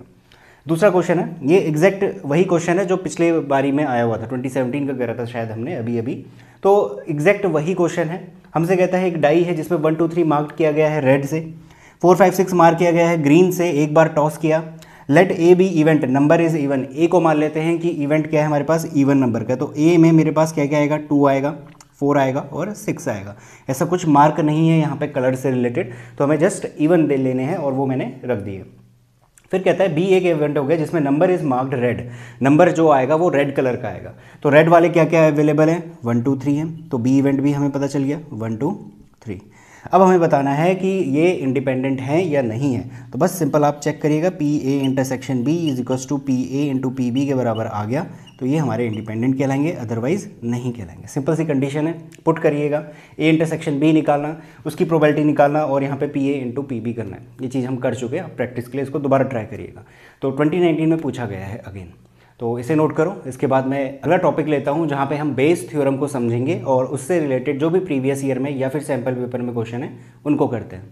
तो अगला टॉपिक करते हैं जो कि है बेस थ्योरम का, बेहद ही इंपॉर्टेंट है और साथ के साथ आसान सा टॉपिक है। अगर इसमें प्रॉब्लम रहती है आपको तो ये वाली वीडियो देखिए, यहाँ पे मैं एक एक चीज़ क्लियर करते हुए चलेंगे और जो भी इसका फॉर्मूला है, कैसे डिराइव होता है, कैसे हम फाइंड कर रहे होते हैं किसी क्वेश्चन का आंसर, वो सब कुछ मैं स्टेप बाय स्टेप आपको बताने वाला हूँ।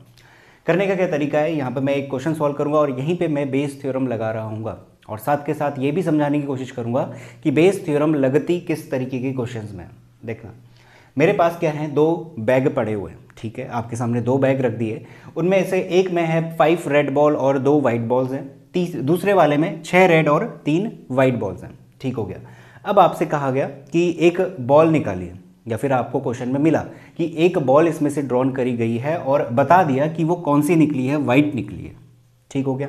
अच्छा, किस बैग से निकली ये नहीं बताया है, सही है, इसने ये नहीं बताया क्वेश्चन ने कि कौन से बैग से वाइट बॉल निकली है, बस इतना बताया कि वाइट बॉल निकली है, ठीक हो गया। तो यहाँ पे ये चीज़ रहती है इस तरीके के क्वेश्चन में जहाँ पे बेस थ्योरम लगती है, कुछ गिवन रहता है, कुछ चीज़ें गिवन होंगी, कुछ बॉक्स होगा या फिर बैग होगा या फिर अर्न होगा, किसी भी तरीके के आइटम गिवन हो सकते हैं, 2 भी हो सकते हैं, 3 भी हो सकते हैं। उनमें से कोई आइटम निकाली जा रही होती है और बता दिया जाता है कि वो क्या निकला हुआ है। जैसे कि इस क्वेश्चन में बताया है कि जो भी निकला है वो वाइट बॉल है। अब वो क्वेश्चन ये पूछता है कि बताओ कि वो इस बैग से निकला या फिर इस बैग से निकला, इस बात की प्रोबेबिलिटी निकालनी होती है हमें। तो बैग 1 से भी पूछ सकता है, बैग 2 के लिए भी पूछ सकता है। तो यहाँ पे अगर मैं कंप्लीट क्वेश्चन एक बार में बोलूँ तो क्वेश्चन ये है कि हमें 2 बैग गिवन है, उसमें फलाना चीज़ें गिवन है, हमसे बोला गया कि इसमें से एक बॉल बाहर निकाली गई जो कि वाइट है, ठीक है, बता दिया हमें। अब हमसे पूछता है कि बताओ ये जो वाइट बॉल है ये बैग 1 में से निकली होगी, इस बात की प्रोबेबिलिटी बताओ। किसी क्वेश्चन में ऐसा भी हो सकता है कि ये जो वाइट बॉल बाहर निकली है ये बताओ इसकी प्रोबेबिलिटी कि ये बैग 2 से आई है। तो क्वेश्चन टू क्वेश्चन डिपेंड करेगा, बट जो क्वेश्चन का फॉर्मेट है वो यही रहेगा जैसा कि मैं अभी आपको बता रहा हूँ। अब इसमें करना क्या होता है, आप इसमें हमेशा इसी तरीके से करिएगा, जो भी क्वेश्चन गिवन होगा इसको बॉक्सेस में तोड़ना शुरू करना। जैसे कि ये बॉक्स मैंने बना दिए, वहाँ पे एक लैंग्वेज में गिवन होता है क्वेश्चन, वहाँ पे ऐसे बॉक्स वगैरह बनाएगा नहीं, तो यहाँ पे मैंने बनाया तो इससे आसानी बनी रहती है। अब यहाँ से सब कुछ आया है, वाइट बॉल आई है। अब जो चीज़ गिवन होगी यानी कि जो हो चुका उसको ए इवेंट से डिनोट करवा देना। जैसे कि यहाँ पर क्या हुआ है कि बॉल ड्रॉन, जो बॉल बाहर आई है वो क्या है, वाइट है, ये चीज़ हमें मालूम है। तो ये जो चीज़ गिवन है जो हमें पता है ऑलरेडी, उसे ए इवेंट का नाम दे देना। उसके बाद एक इवेंट ले लेना E1, एक इवेंट लेना E2। अच्छा, E1 E2 क्यों लिया? E1 E2 इस वजह से लिया क्योंकि बॉल जो वाइट बाहर आई है वो कैसे आई होगी, हमारे सामने 2 बैग पड़े होंगे, या तो मैंने बैग 1 में हाथ डाला होगा फिर मेरे पास वाइट बॉल आई होगी, या फिर मैंने बैग 2 में हाथ डाला होगा फिर हमारे पास वाइट बॉल आई होगी। क्योंकि हमें नहीं पता, क्वेश्चन हमसे मांग रहा है कि बताओ इसकी प्रोबेबिलिटी क्या होगी कि ये जो वाइट बॉल आई है बैग 1 में से बाहर आई है, ये मैं क्वेश्चन पूछ रहा हूँ। तो E1 और E2 में हम क्या कहेंगे कि ball drawn from bag 1, ball drawn from bag 1। तो बैग 1 में से हमारे पास क्या आई, बॉल आई, ये है पहला इवेंट। दूसरा इवेंट सेम रहेगा, बॉल ड्रॉन फ्रॉम बैग 2, यानी कि दूसरे बैग से बॉल बाहर आई, इस इवेंट को हम E2 कहेंगे। अब क्वेश्चन समझना, हमें निकालना क्या है, यहाँ पे एक तरीके से कंडीशनल प्रोबेबिलिटी भी मिक्सअप है। देखना कैसे, हमें एक चीज़ हो चुकी है, जो कि ये वाला इवेंट, ऐसा कुछ हमने कंडीशनल प्रोबेबिलिटी में भी पढ़ा था। एक चीज़ हो चुकी है यानी कि मैं लगाऊंगा बाय ए, और क्या निकालना है, हमें ये निकालना है कि जो बॉल निकाली गई है वाइट वो बैग 1 में से आई है, यानी कि हमें E1 इवेंट निकालना है। तो probability of E1 when A has already occurred, तो ऐसा ही कुछ हमने कंडीशनल प्रोबेबिलिटी में देखा था। बट यहाँ पे जो निकालने का तरीका यानी कि जो क्वेश्चन है वो कंप्लीट अलग है, वो बेस है बेस थ्योरम के कॉन्सेप्ट पे, तो उसका सॉल्यूशन भी थोड़ा अलग रहेगा। बट हम लिखेंगे इसी तरीके से कंडीशनल प्रोबेबिलिटी के फॉर्मेट में। तो कुल मिला के हमारे पास A हो चुका, बॉल वाइट निकल चुकी है। अब ये बताओ कि वो बैग 1 में से निकली है, इस बात की क्या प्रोबेबिलिटी होगी। तो इसी तरीके का हमारा क्वेश्चन रहेगा। अब इसका फॉर्मूला कैसे लिखेंगे, फॉर्मूला देखना, फॉर्मूला वही रहता है फेवरेबल अपॉन टोटल का कॉन्सेप्ट। फेवरेबल क्या है आपके लिए, खुद सोच के देखिए। आपके लिए फेवरेबल ये है कि आप जाओगे बैग 1 के पास, आपके सामने दोनों पड़े हुए हैं, आप जाओगे बैग 1 के पास और वहाँ से वाइट बॉल आ रही होगी, यही आपके लिए फेवरेबल है। यानी कि आप गए इस बैग के पास, आप इसके पास भी जा सकते थे, ठीक है, यहाँ पे भी हमारे पास एक स्ट्रक्चर बनता है। तो आप गए बैग 1 के पास और वहाँ से आपके पास क्या आई, वाइट बॉल बाहर आई, ये है हमारे लिए फेवरेबल। तो इसका मतलब फेवरेबल में मैं लिखूंगा प्रोबेबिलिटी ऑफ E1, यानी कि मैं बैग 1 चूज़ करूंगा और उसके बाद बैग 1 चूज़ कर लिया मैंने, E1 हो चुका, उसके बाद मैं A इवेंट लूँगा, यानी कि जो बॉल निकली है बाहर वो वाइट निकली है। इस बात को मैं कैसे लिखूंगा, probability of A by E1 से, यही हो रहा होगा, यानी कि पहले ये होगा फिर उसके बाद ये होगा। तो ये हो गया complete favourable upon total. Total में क्या होता है, जितने भी हमारे केसेस बन रहे होते हैं वो सारे के सारे इंक्लूड करने। केसेस यानी कि एक ये केस हो गया, एक ये केस हो गया, क्योंकि मेरे पास 2 ऑप्शन है, 2 रास्ते, एक इस रास्ते जा सकता हूँ, एक इस रास्ते। तो टोटल में हम दोनों रास्तों को इंक्लूड करवाएंगे। तो पहला रास्ता तो हमें पता है कि हम बैग 1 के पास गए और फिर हमने वहाँ से क्या करी, वाइट बॉल बाहर निकाली, ये तो हम लिख चुके हैं। प्लस लगाएंगे क्योंकि ये दूसरा केस है। प्लस में क्या होगा कि बैग 2 चूज़ करा गया, यानी कि प्रोबेबिलिटी ऑफ E2, और वहाँ से वाइट बॉल बाहर आई, तो probability of A by E2। तो ये रहा कंप्लीट फॉर्मूला। तो फॉर्मूला आपको रटने की कोई भी ज़रूरत नहीं है, बस फेवरेबल अपॉन टोटल वाला कॉन्सेप्ट ध्यान में रखना और इसी तरीके से स्ट्रक्चर वाइज इसके क्वेश्चन को अटेम्प्ट करने की कोशिश करना। और इसके क्वेश्चन बेहद आसान है, आसानी से समझ में आ जाता है कि बेस थ्योरम से पूछा गया है, क्योंकि वहाँ पे एक चीज़ हो गई होती है, जैसे कि A इवेंट हो गया होता है, फिर वो पूछता है कि वो इस बैग से आया या फिर इस अर्न से आया, ऐसे करके बताओ बेहतर। तो अभी और भी क्वेश्चन करने वाले हैं, तो ये हमारे पास इसका क्या है, फॉर्मूला बन के आ गया, यानी कि इसी से हम इसको सॉल्व करेंगे। अब देखना, equals to probability of even यानी कि मेरे पास 2 बैग पड़े हुए हैं सामने, पहला बैग चूज करूंगा, इस बात की प्रोबेबिलिटी कितनी होगी, ये फेवरेबल अपॉन टोटल करेंगे, टोटल 2 बैग है मेरे पास, फेवरेबल में कौन है, ये वाला है 1, और इसकी भी प्रोबेबिलिटी कितनी होगी 1/2। तो बैग 1 चूज करा यानी कि P(E1) रहेगा मेरे पास 1/2 इंटू, अब A/E1 यानी कि मैं बैग 1 के पास चले गया, अब यहाँ से इस बैग में से मेरे पास वाइट, ए का मतलब है वाइट बॉल बाहर आएगी, इस बात की प्रोबेबिलिटी कितनी होगी, फेवरेबल अपॉन टोटल, 2 मेरे लिए फेवरेबल है और टोटल कितना हो जाएगा 7, तो 2/7 अपॉन, यहाँ पे भी सेम चीज़ है इस वाले के लिए, तो इसको ऐसे लिख लेते हैं 1/2 इंटू 2/7 प्लस दूसरा वाला है प्रोबेबिलिटी ऑफ E2 यानी कि बैग 2 चूज करा जाएगा, उसके लिए भी अगेन फेवरेबल में एक ही बैग है यानी कि बैग 2 और टोटल में 2 बैग पड़े हुए हैं, तो 1/2 इंटू, अब बैग 2 में मैं चले गया, यहाँ से मेरे पास वाइट बॉल बाहर आएगी, इस बात की प्रोबेबिलिटी कितनी बनेगी 3/9, टोटल लेंगे 3/9। इस कंप्लीट को आप सॉल्व कर रहे होगे और यहाँ से आपके पास सीधे सीधे आंसर मिलेगा। तो यही होती है बेस थ्योरम। इसी तरीके के हमें क्वेश्चन देखने को मिलेंगे और थोड़ा सा हमारे पास कन्फ्यूजन इसमें रह जाता है, जो पेशेंट वाले क्वेश्चन होते हैं या फिर लेबोरेटरी वाले क्वेश्चन होते हैं जो कि एनसीईआरटी में देखने को मिलते हैं, तो वो वाले क्वेश्चन भी मैं यहाँ पे पिक करके समझाने की कोशिश करूँगा। बट फिलहाल आप इस चीज़ को नोट कर सकते हो। इसके बाद मैं अगला क्वेश्चन लेता हूँ जो कि हमारा प्रीवियस ईयर के क्वेश्चन में पूछा गया है। तो मैं सबसे पहला क्वेश्चन ले रहा हूँ बेस थ्योरम का, जो कि है 2019 में पूछा गया है, पूरे के पूरे 6 मार्क्स में, बेहद ही आसान क्वेश्चन है। आपको नीचे दिख रहा होगा क्वेश्चन मैं रीड करता हूँ। कहता है a manufacturer has 3 machine operators A B C, इसके पास 3 मशीन ऑपरेटर्स पड़े हुए हैं। यहाँ पे कह रहा है कि ए प्रोड्यूस करता है 1% डिफेक्टिव आइटम्स। अगर ये एक मशीन है, इसमें से निकलने वाला जो भी प्रोडक्ट है उनमें से 1% तो डिफेक्टिव निकलते हैं, ठीक है।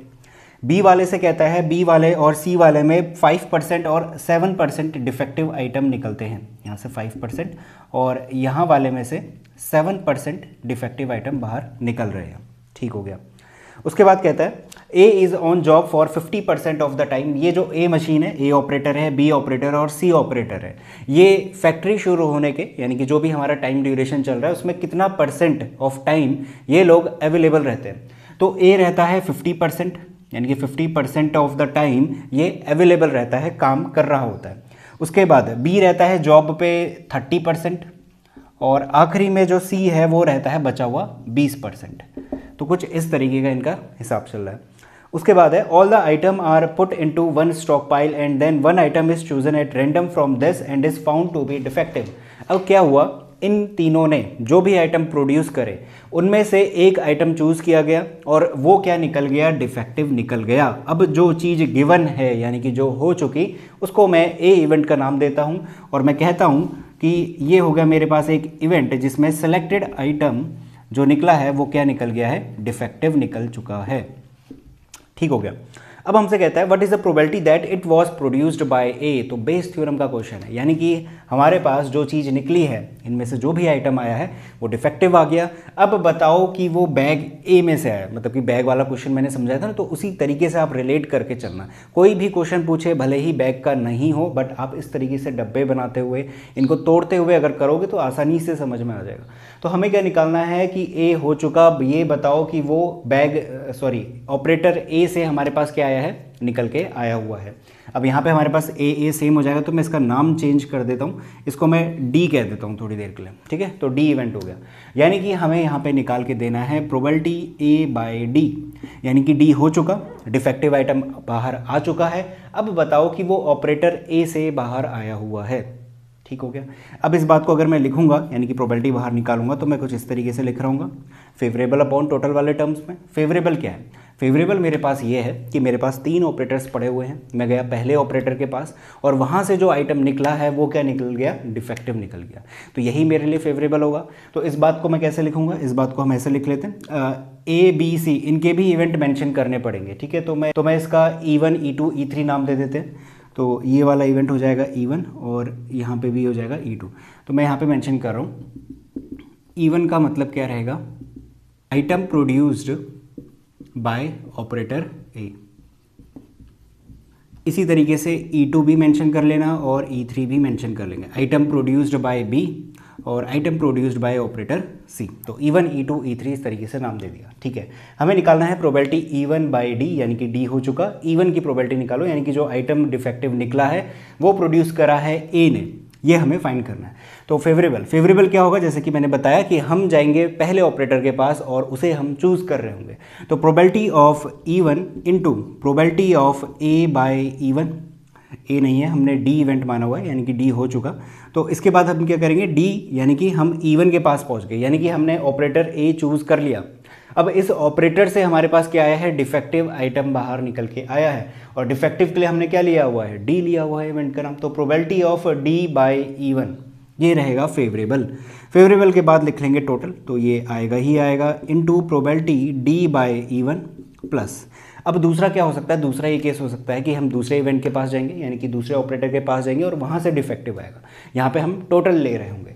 तो इसके लिए लोगे प्रोबेबिलिटी ऑफ E2 और इनटू में लगाएंगे प्रोबेबिलिटी डी बाय E2, यानी कि हमने E2 चूज़ कर लिया, यानी कि ऑपरेटर बी चूज़ हो गया और वहाँ से डिफेक्टिव आइटम बाहर आया है, plus probability of E3 into probability of D by E3।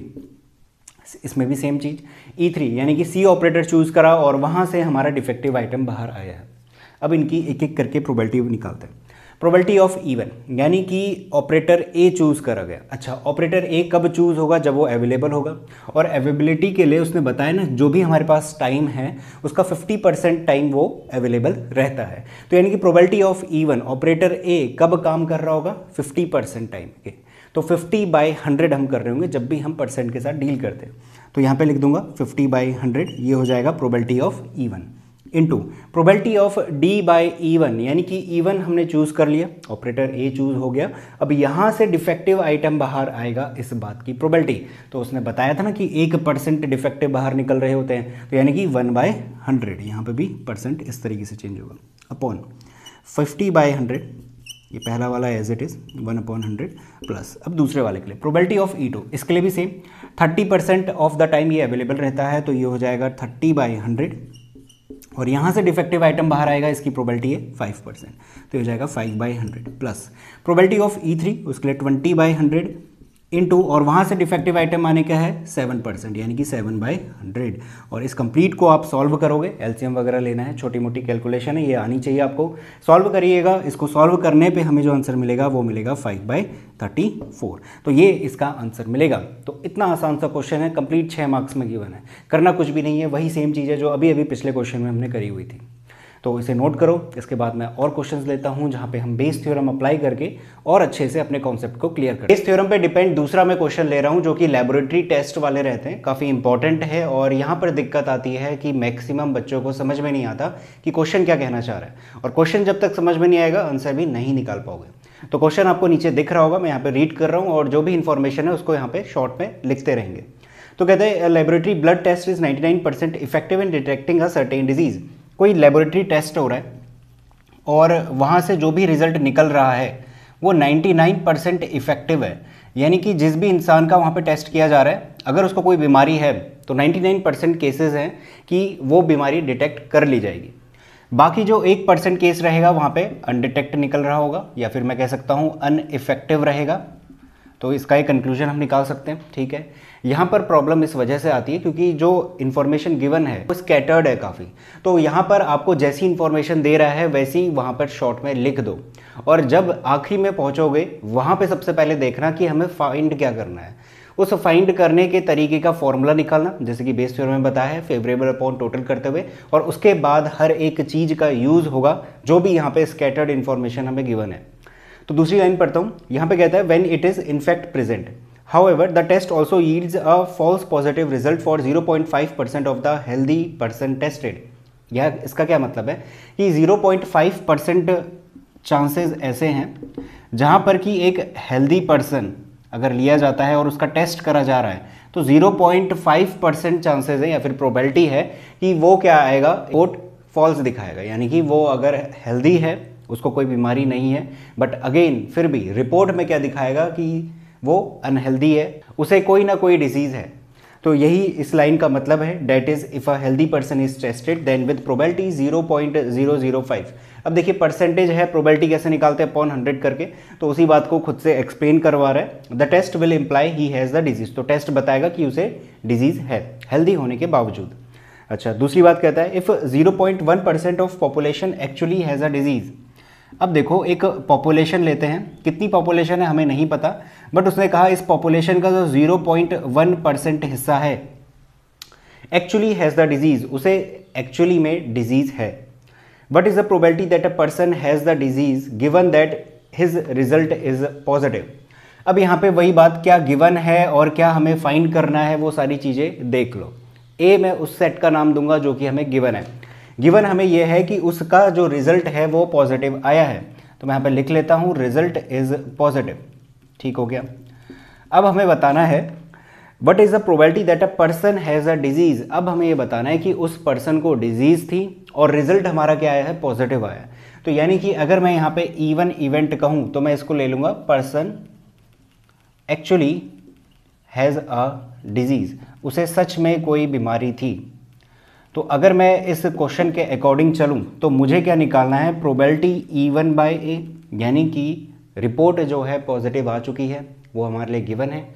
अब ये बताओ कि उस पर्सन को एक्चुअली में डिजीज़ थी, तो उसका नाम दे दिया मैंने E1। एक और इवेंट लेना पड़ेगा, E2 ले लीजिए। अच्छा, उस पर्सन को बीमारी थी, दूसरा क्या हिस्सा हो सकता है, उस पर्सन को बीमारी नहीं थी, इसके अलावा कोई तीसरा केस बनेगा, नहीं बन सकता। तो E2 में आएगा पर्सन इज़ हेल्दी।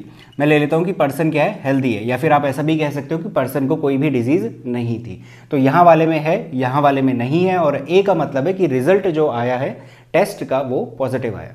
अब देखो प्रोबेबिलिटी E1 बाय ए, अब ये सारी इंफॉर्मेशन यूज़ होने वाली है। अभी समझ में नहीं आएगा कि कब कहाँ पे यूज़ होगी, उसे छोड़ो, पहले फॉर्मूला बनाओ, उसके बाद ये सारी इंफॉर्मेशन का यूज़ करना। P E1 बाय ए का मतलब होगा probability of E1 into probability A by E1, और यही सेम चीज़ नीचे आएगी, probability E1 probability A by E1। दूसरा केस लेंगे probability E2 into probability A by E2। अब एक एक करके मैं इनकी वैल्यूज़ रखता हूँ। देखो प्रोबेबिलिटी E1 यानी कि पर्सन को एक्चुअली में डिजीज़ है। अब यहाँ पे उसने बताया था कि जो पॉपुलेशन है उसमें 0.1% लोग ऐसे हैं जिनको एक्चुअली में डिजीज़ है। तो यानी कि प्रोबेबिलिटी ऑफ E1 क्या होगी, 0.1 बाय 100। तो मैं यहाँ पे लिखूंगा 0.1 upon 100 into probability of A by E1, यानी कि हमारे पास क्या है, पर्सन को एक्चुअली में डिजीज़ है और रिजल्ट भी क्या आ गया है, पॉजिटिव आ गया। अब देखो ऐसा कब हो रहा होगा, जब हमारे पास टेस्ट की पहली लाइन गिवन थी, वहाँ पे बोला था ना कि 99% इफेक्टिव रह रहा है, यानी कि बंदे को एक्चुअल में डिजीज़ थी और रिपोर्ट ने भी बताया कि डिजीज़ है। तो यानी कि प्रोबेबिलिटी ए बाय E1 क्या होगा, 99/100% है, उसको मैं प्रोबेबिलिटी में चेंज कर रहा हूँ अपॉन 100। तो इस तरीके से ये जो इन्फॉर्मेशन स्कैटर्ड फॉर्म में पड़ी हुई थी एक एक करके यूज़ होने वाली है। यही सेम चीज़ यहाँ पे लिख दो, ये है 0.1/100 इंटू 99/100 प्लस दूसरा क्या है। अब देखिए हमें निकालना है probability of E2। Probability of E2 का क्या मतलब है कि पर्सन हेल्दी है, या फिर मैं ये कह सकता हूँ कि उसे कोई भी डिजीज़ नहीं है। E1 का क्या मतलब था कि उसे कोई डिजीज़ है, और प्रोबेबिलिटी ऑफ E1 हमारी आ रही थी 0.1/100। इसका मतलब अगर मुझे बीमारी नहीं है वाला हिसाब निकालना है, यानी कि प्रोबेबिलिटी ऑफ E2 निकालना है, तो ये हो गई उसके होने की कंडीशन 0.1/100। ये प्रोबेबिलिटी है, यानी कि वो एक्चुअली में डिजीज़ से, उसे एक्चुअली में डिजीज़ है इस बात की प्रोबेबिलिटी ये रही। उसे डिजीज़ नहीं है इस बात की प्रोबेबिलिटी कैसे निकलेगी, 1 नेगेटिव 0.1/100 करके, ये पॉइंट हटाएंगे 1000 बनेगा, सब्ट्रैक्ट करेंगे 999/1000 बनेगा। तो ये आएगा हमारे पास प्रोबेबिलिटी ऑफ E2, जो कि प्रोबेबिलिटी ऑफ E1 से ही निकल के आएगी। तो इसे नोट करते हैं, ये हो जाएगा 999/1000 इंटू, अब है probability A by E2। A by E2 का क्या मतलब है, A बाय E2 का ये मतलब है कि उसे डिजीज़ नहीं है, यानी कि E2 हेल्दी पर्सन है, डिजीज़ नहीं है, बट रिपोर्ट ने क्या कह दिया कि उसे डिजीज़ है। अब ये वाला हिस्सा कौन सा है, ये वाला है कि उसे हेल्दी है, जो भी बंदा है उसे डिजीज़ नहीं है, बट रिपोर्ट ने क्या कह दिया कि उसे डिजीज़ है। तो वो किस कैटेगरी का था, 0.5% उसकी क्या कह रही थी, प्रोबेबिलिटी कह रही थी। तो इसकी अगर हम प्रोबेबिलिटी निकालेंगे तो ये आएगा 0.5/100। इस कंप्लीट को आप सॉल्व करोगे और सॉल्व करके इसका जो आंसर बन रहा है वो बन रहा है 22/133। मैंने ऑलरेडी सॉल्व किया हुआ है, बट आप सॉल्व करिएगा, सिंपल सी कैलकुलेशन है, एलसीएम वगैरह लेना है, कैंसिल आउट हो रहा होगा, तो हमारे पास आंसर ये मिलेगा। अब देखिए इसमें इंपॉर्टेंट बात जो थी इंपॉर्टेंट थी ये तो फॉर्मूला, और साथ के साथ कैसे हमें सॉल्व करना है। तो अप्रोच यही रखना, जो भी आपको इन्फॉर्मेशन गिवन है उसे स्कैटर्ड फॉर्म में रख दो, उसके बाद ध्यान दो कि हमें क्या निकालना है, क्या दिया गया है, वो सारे मार्क करो और फॉर्मूला निकालो, और उसके बाद इन सभी इन्फॉर्मेशन का यूज़ करके आंसर निकालना। तो इसे नोट करो। इसके बाद मैं अगला क्वेश्चन लेता हूँ जो कि बेस थ्योरम का रहेगा। बेस थ्योरम का अगला क्वेश्चन ले रहा हूँ, आपको नीचे क्वेश्चन मिल जाएगा। यहाँ पे कहता है a doctor is to visit a patient from the past experiences it is known that the probabilities he will come by train, bus, scooter और by any other means of transport are respectively. एक doctor है जिसे patient के घर पे visit करना है। अब वो ट्रेन, बस, स्कूटर से आएगा, इस बात की कुछ यहाँ पे प्रोबेबिलिटी गिवन है। तो इन सारी चीज़ों को मैं लिख लेता हूँ एक बारी। मैं लिख लेता हूँ पीटी। टी का मतलब रहेगा ट्रेन, बी का मतलब रहेगा बस से, एस का मतलब रहेगा स्कूटर और ओ का मतलब रहेगा अदर मीन्स ऑफ ट्रांसपोर्ट। ठीक है, तो यहाँ पे सारी चीज़ें गिवन है। पीटी है 3/10 और 1/5, 1/10 और 2/5। पहली लाइन का मतलब तो इतना निकला। उसके बाद कहते हैं the probability that he will be late are 1/4, 1/3 and 1/12। अब इस बात की प्रोबेबिलिटी हमें गिवन है कि वो लेट होगा। एक है 1/4, एक है 1/3, एक है 1/12। आगे पढ़ते हैं। If he comes by train, bus and scooter, अगर वो ट्रेन से आता है तो लेट होगा, इस बात की प्रोबेबिलिटी ये रही ट्रेन से आने की। फिर ये रहेगा हमारे पास बस से, और ये रहेगा स्कूटर से आने की प्रोबेबिलिटी, लेट आने की प्रोबेबिलिटी है। तो मैं यहाँ पे मेंशन कर देता हूँ लेट। ठीक है, आगे कहता है if he comes by train, bus and scooter respectively, but if he comes by other means of transport then he will not be late. अगर वो अदर मीन्स ऑफ ट्रांसपोर्ट से आता है तो वो लेट नहीं हो रहा। तो अगर मैं कहूँ ओ के लिए लेट होने की प्रोबेबिलिटी बताओ, ओ का मतलब other means of transport, late होने की प्रोबेबिलिटी बताओ, तो क्या वो ज़ीरो रहेगी? बिल्कुल रहेगी, क्योंकि वो लेट नहीं हो रहा है। लेट नहीं हो रहा है तो कोई चांस भी नहीं बनता कि वो लेट आएगा। तो इसका मतलब प्रोबेबिलिटी क्या रहेगी? ओ के लिए ज़ीरो रहेगी, अदर लेट आने की, सिर्फ लेट आने की बात हो रही है। इसके बाद कहता है when he arrives he is late, what is the probability that he comes by train. अब वो डॉक्टर पेशेंट के घर पे पहुंचा और लेट पहुंचा है, तो ये चीज़ हमें गिवन है। यहाँ पे लिख देते हैं ए को, डॉक्टर इज़ लेट। जो डॉक्टर है वो हमारे क्या हो गए? लेट हो गए। अब वो हमसे पूछ रहे हैं प्रोबेबिलिटी बताओ कि वो जो डॉक्टर लेट हुआ है वो आया होगा बाय ट्रेन। अब इस चीज़ को हम ऐसा लिख सकते हैं, probability of T by A. T का मतलब ट्रेन रहेगा और ए का मतलब जो कि हमारे पास गिवन इवेंट है वो रहेगा। अब मैं फॉर्मूला बनाता हूँ। फॉर्मूला रहेगा फेवरेबल अपॉन टोटल। फेवरेबल क्या रहेगा? फेवरेबल यही रहेगा कि वो ट्रेन से आ रहा होगा और उससे क्या हो गया है? लेट हो गया। तो P T into P A by T, यही सेम नीचे लिखेंगे, P T into P A by T. और दूसरे सारे केसेस बनाने पड़ेंगे, यानी कि पी बी, एक बारी बस वाला ले लेंगे, और इंटू में पी ए बाई बी। दूसरा वाला केस रहेगा हमारे पास स्कूटर वाला, तो वो है P S into P A by S. और आखिरी वाला रहेगा अदर मीन्स ऑफ ट्रांसपोर्ट वाला, P O into P A by O. तो ये कंप्लीट हमारे पास टोटल में लिखा जाएगा। अब एक एक करके इनकी वैल्यूज़ लिखता हूँ। पी टी ट्रेन से आएगा, इस बात की प्रोबेबिलिटी दी थी 3/10, तो 3/10 इंटू, अच्छा ए बाई टी का मतलब क्या है कि ट्रेन से आया और लेट हो गया। लेट आने की प्रोबेबिलिटी ट्रेन के लिए उसने दी थी 1/4, तो 3/10 इंटू 1/4 अपॉन, सिंपल सा क्वेश्चन है, 3/10 into 1/4 plus similarly P B के हमारे पास गिवन है 1/5 इंटू बस से लेट आएगा, इस बात की probability 1/3 plus P S scooter से आने की प्रोबेबिलिटी 1/10 और इससे लेट होगा, इस बात की probability 1/12 plus other means of transport से आएगा, इस बात की प्रोबेबिलिटी 2/5 और वहाँ से लेट होगा, इस बात की प्रोबेबिलिटी कितनी है? 0 है। इसी वजह से मैंने ये स्टार्टिंग में बता दिया था, तो इस बात का ध्यान देना। तो यहाँ पे आएगा 0 और इन सभी को आप सॉल्व करोगे तो आपको आंसर मिल रहा होगा 1/2। सिंपल सी कैलकुलेशन है जो कि आप कर सकते हो। इंपॉर्टेंट हमारे लिए क्वेश्चन समझना था और कैसे हमें बेस थ्योरम का यूज़ करना है हर एक क्वेश्चन में, वो मैंने अच्छी तरीके से आपको बता दिया। इसके बाद हम लोग अगला टॉपिक लेते हैं और इस टॉपिक को यहीं पे ख़त्म करते हैं। आपके लिए एनसीईआरटी इंपॉर्टेंट है। एनसीईआरटी में जितने भी क्वेश्चन है इस टॉपिक से रिलेटेड, सॉल्व्ड अनसॉल्व्ड, सारे के सारे करिए और उसके बाद अदर गाइड्स को भी रेफर कर सकते हैं। तो आखिरी और अगला टॉपिक है random variable and probability distribution. दोनों ही अलग अलग टॉपिक हैं, पहले हम इसको समझेंगे और उसके बाद प्रोबेबिलिटी डिस्ट्रीब्यूशन समझेंगे। अगर रैंडम वेरिएबल पता है तो प्रोबेबिलिटी डिस्ट्रीब्यूशन आसान रहता है। रैंडम वेरिएबल देखते हैं। इसकी जो डेफिनेशन है वो कहती है कि a random variable is a function, कि रैंडम वेरिएबल एक तरीके का फंक्शन है। अब फंक्शन आपने पढ़ा हुआ है, फंक्शन का मतलब होता है कि कोई भी एक ऐसा एक्स के टर्म में वेरिएबल या कुछ भी ऐसा समथिंग जिसमें हम कुछ रख रहे होंगे और हमें कुछ बदले में मिलेगा, वही फंक्शन होता है। यहाँ पे कहता है फंक्शन है बट कैसा है, रियल वैल्यूड है, यानी कि हमें एक रियल नंबर लाकर देगा, ठीक है। हुज डोमेन, अब जिसकी डोमेन की बात कर रहे हैं, यानी कि उसमें कुछ जब हम रखेंगे वो कैसा होगा, उसकी डोमेन रहेगी सैंपल स्पेस। अब हमने रैंडम एक्सपेरिमेंट पढ़ा था, फिर उसके बाद होता है सैंपल स्पेस और फिर उसके बाद होता है इवेंट। ये सारी बातों को मैं इस क्वेश्चन में अप्लाई करवाता हूँ और आपको समझाऊंगा कि रैंडम वेरिएबल होता क्या है। ध्यान से देखना, एक ही बारी में समझ में आ जाएगा।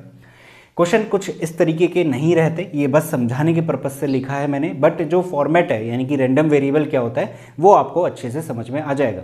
फिर उसी चीज़ को ध्यान में रखते हुए आप क्वेश्चन में अप्लाई करने जाओगे और वहाँ से रैंडम वेरिएबल निकाल के ला रहे होगे, क्योंकि यहाँ पे कन्फ्यूजन हो जाता है कि रैंडम वेरिएबल है क्या, आखिर चीज़ हमें देगा क्या। तो ध्यान से देखना, देगा ये हमेशा एक रियल नंबर।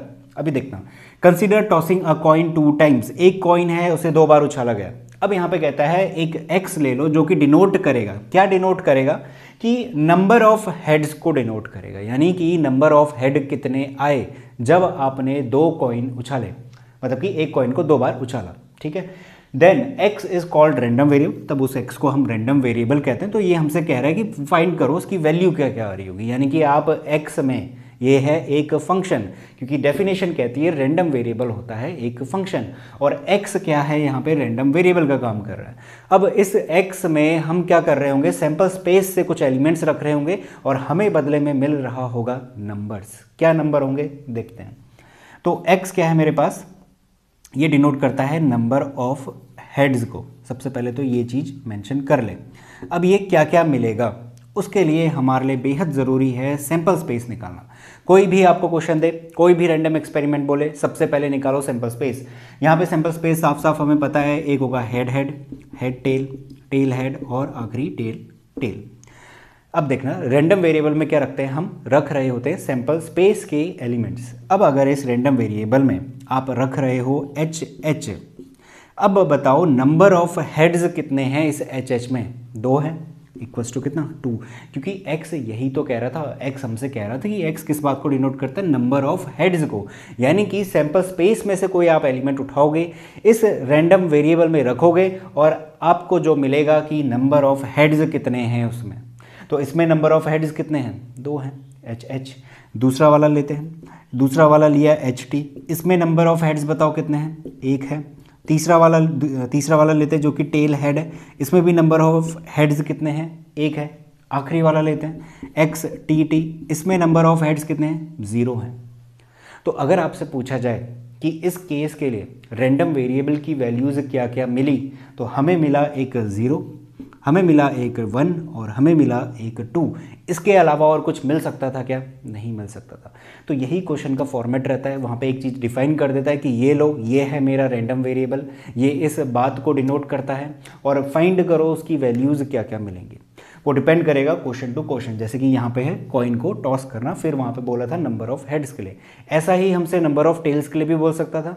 यहाँ पे अगर लिखता let X denote the number of tails, tails के लिए क्या करोगे, सेम प्रोसेस रहेगी, बस यहाँ पे क्या फ़र्क होगा, जैसे कि XTT लिखा आपने, नंबर ऑफ टेल्स की बात कर रहा था। इस वाले क्वेश्चन में तो XTT रखने पे मुझे 0 मिल रहा है, बट इस केस में जब मैं नंबर ऑफ टेल्स से इसे डिनोट करवाऊंगा तब मुझे क्या लिखना चाहिए, मुझे लिखना चाहिए 2, क्योंकि क्वेश्चन मांग रहा है, क्वेश्चन मांग रहा है कि x मुझे क्या देगा, नंबर ऑफ टेल्स देगा, तो ये लिखा जाएगा।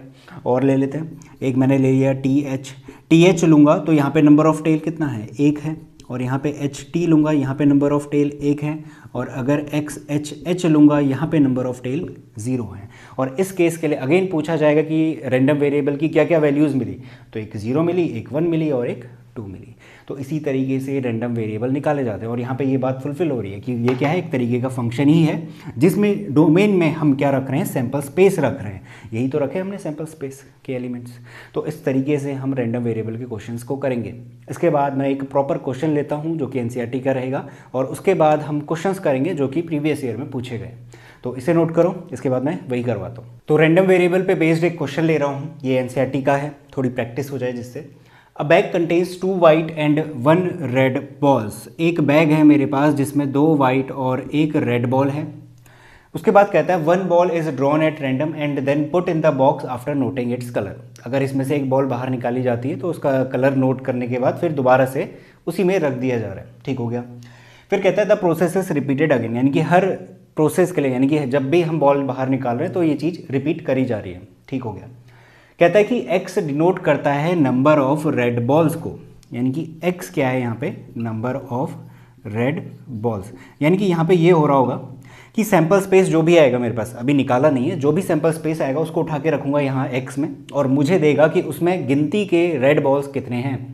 कभी 0 हो सकता है, कभी 1 हो सकता है, कभी 2, 3, 4 कुछ भी हो सकता है। वो डिपेंड करता है कि कितनी बार हमें बॉल बाहर निकालनी है। अभी वो पढ़ा नहीं है हमने, पढ़ते हैं। तो if x denote the number of red balls recorded in 2 draws describe x, यानी कि 2 बारी हमें क्या करना है, ये काम करना है। देखो हो ये रहा होगा कि यहाँ पे मेरे पास वाइट और रेड बॉल्स है, तो पहले तो मैं 2 वाइट और 1 रेड के लिए मैं नाम दे देता हूँ। एक को कहता हूँ W1 W2 और एक को कह देता हूँ सिंपल R। तो कुल मिला के 3 बॉल्स हो गई। हो ये रहा होगा, इसमें हाथ डाला गया होगा, पहली बॉल बाहर निकाली, मान लीजिए वाइट आ गई, वाइट 1 आ गई। ठीक है, देखा उसे, उसका कलर नोट करा, दोबारा रख दिया।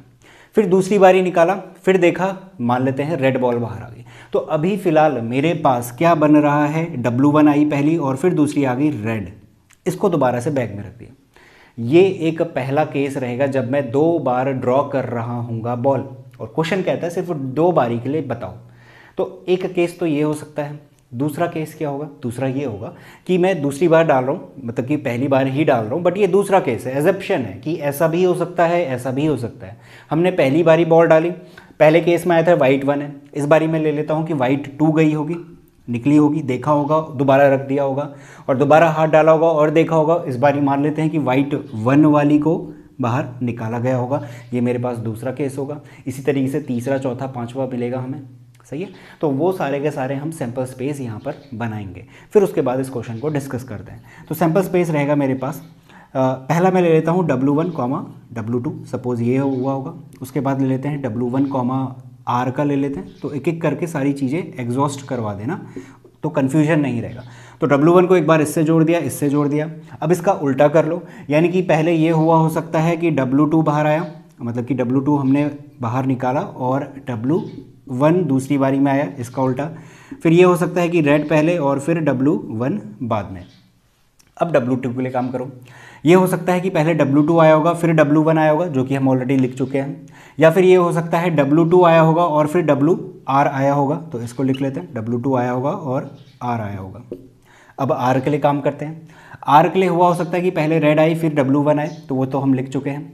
R आया होगा फिर W2 आया होगा, वो शायद हमने नहीं लिखा है, हाँ, तो R आया होगा और W2 आया होगा।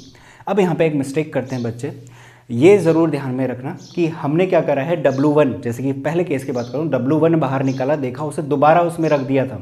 अब जब हम दूसरी बार निकालेंगे तो अगेन W1 हमें देखने को मिल सकता है। तो वो वाले केसेस मत भूलिएगा जिसमें W1 और W1 आ रहा है, W2 और W2 आ रहा है और रेड आ रहा है, क्योंकि यहाँ पर हम देखने के बाद दोबारा उस बॉल को रख दे रहे हैं, तो दोबारा रख दे रहे हैं तो उसके दोबारा आने के चांसेस है। तो तीसरा केस, मतलब दूसरा केस ऐसे भी बन सकते हैं।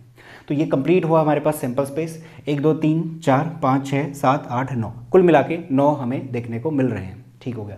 अब मैं एक एक करके इनको रखता हूँ। कहाँ पे रखूँगा, X में, रैंडम वेरिएबल में, जो कहता है कि नंबर ऑफ रेड बॉल्स कितनी दिख रही हैं उसमें, उसको लिखो। तो पहले तो मैं ये वाला लेता हूँ, W1, W2। इसमें मेरे पास रेड बॉल्स कितनी हैं, 0 हैं। अब एक काम करते हैं, वो सारे के सारे एक साथ लिख लेते हैं जिसमें 0 आ रहा है आंसर, यानी कि रेड बॉल देखने को नहीं मिल रही है। तो एक ये वाला भी हो जाएगा, X, W2, W1, और एक और हमारे पास रहेगा ये वाला W1, W1, और आखिरी वाला रहेगा W2, W2। इन सभी केसेस में अगर आप रेड बॉल देखने जाओगे नहीं मिल रहा है, यानी कि क्या मिल रहा है, 0 मिल रहा है। तो एक रैंडम वेरिएबल की वैल्यू तो आएगी 0। दूसरा ले लेते हैं जहाँ पे 1 हो रहा होगा, जैसे कि इस वाले केस में W1, R, और कोई है, ये वाला भी है X, R, W1, एक और ये वाला हो गया X, W2, R, ये वाला भी X, R, W2, और कोई बच रहा है, और कोई नहीं बच रहा है। तो इक्वल्स टू कितना, 1। तो इस केस में हमारे पास रेड कितनी बार देखने को मिल रहा है, 1 बार। आखिरी वाला लेते हैं जहाँ पे हमारे पास रेड 2 बार ही देखने को मिल रहा है, और ये कितना होगा 2। यानी कि इस केस के लिए रैंडम वेरिएबल की वैल्यू क्या क्या आई, 0 आई, 1 आई और 2 आई। हमने इसमें क्या रखे, सैंपल स्पेस के एलिमेंट्स रखे।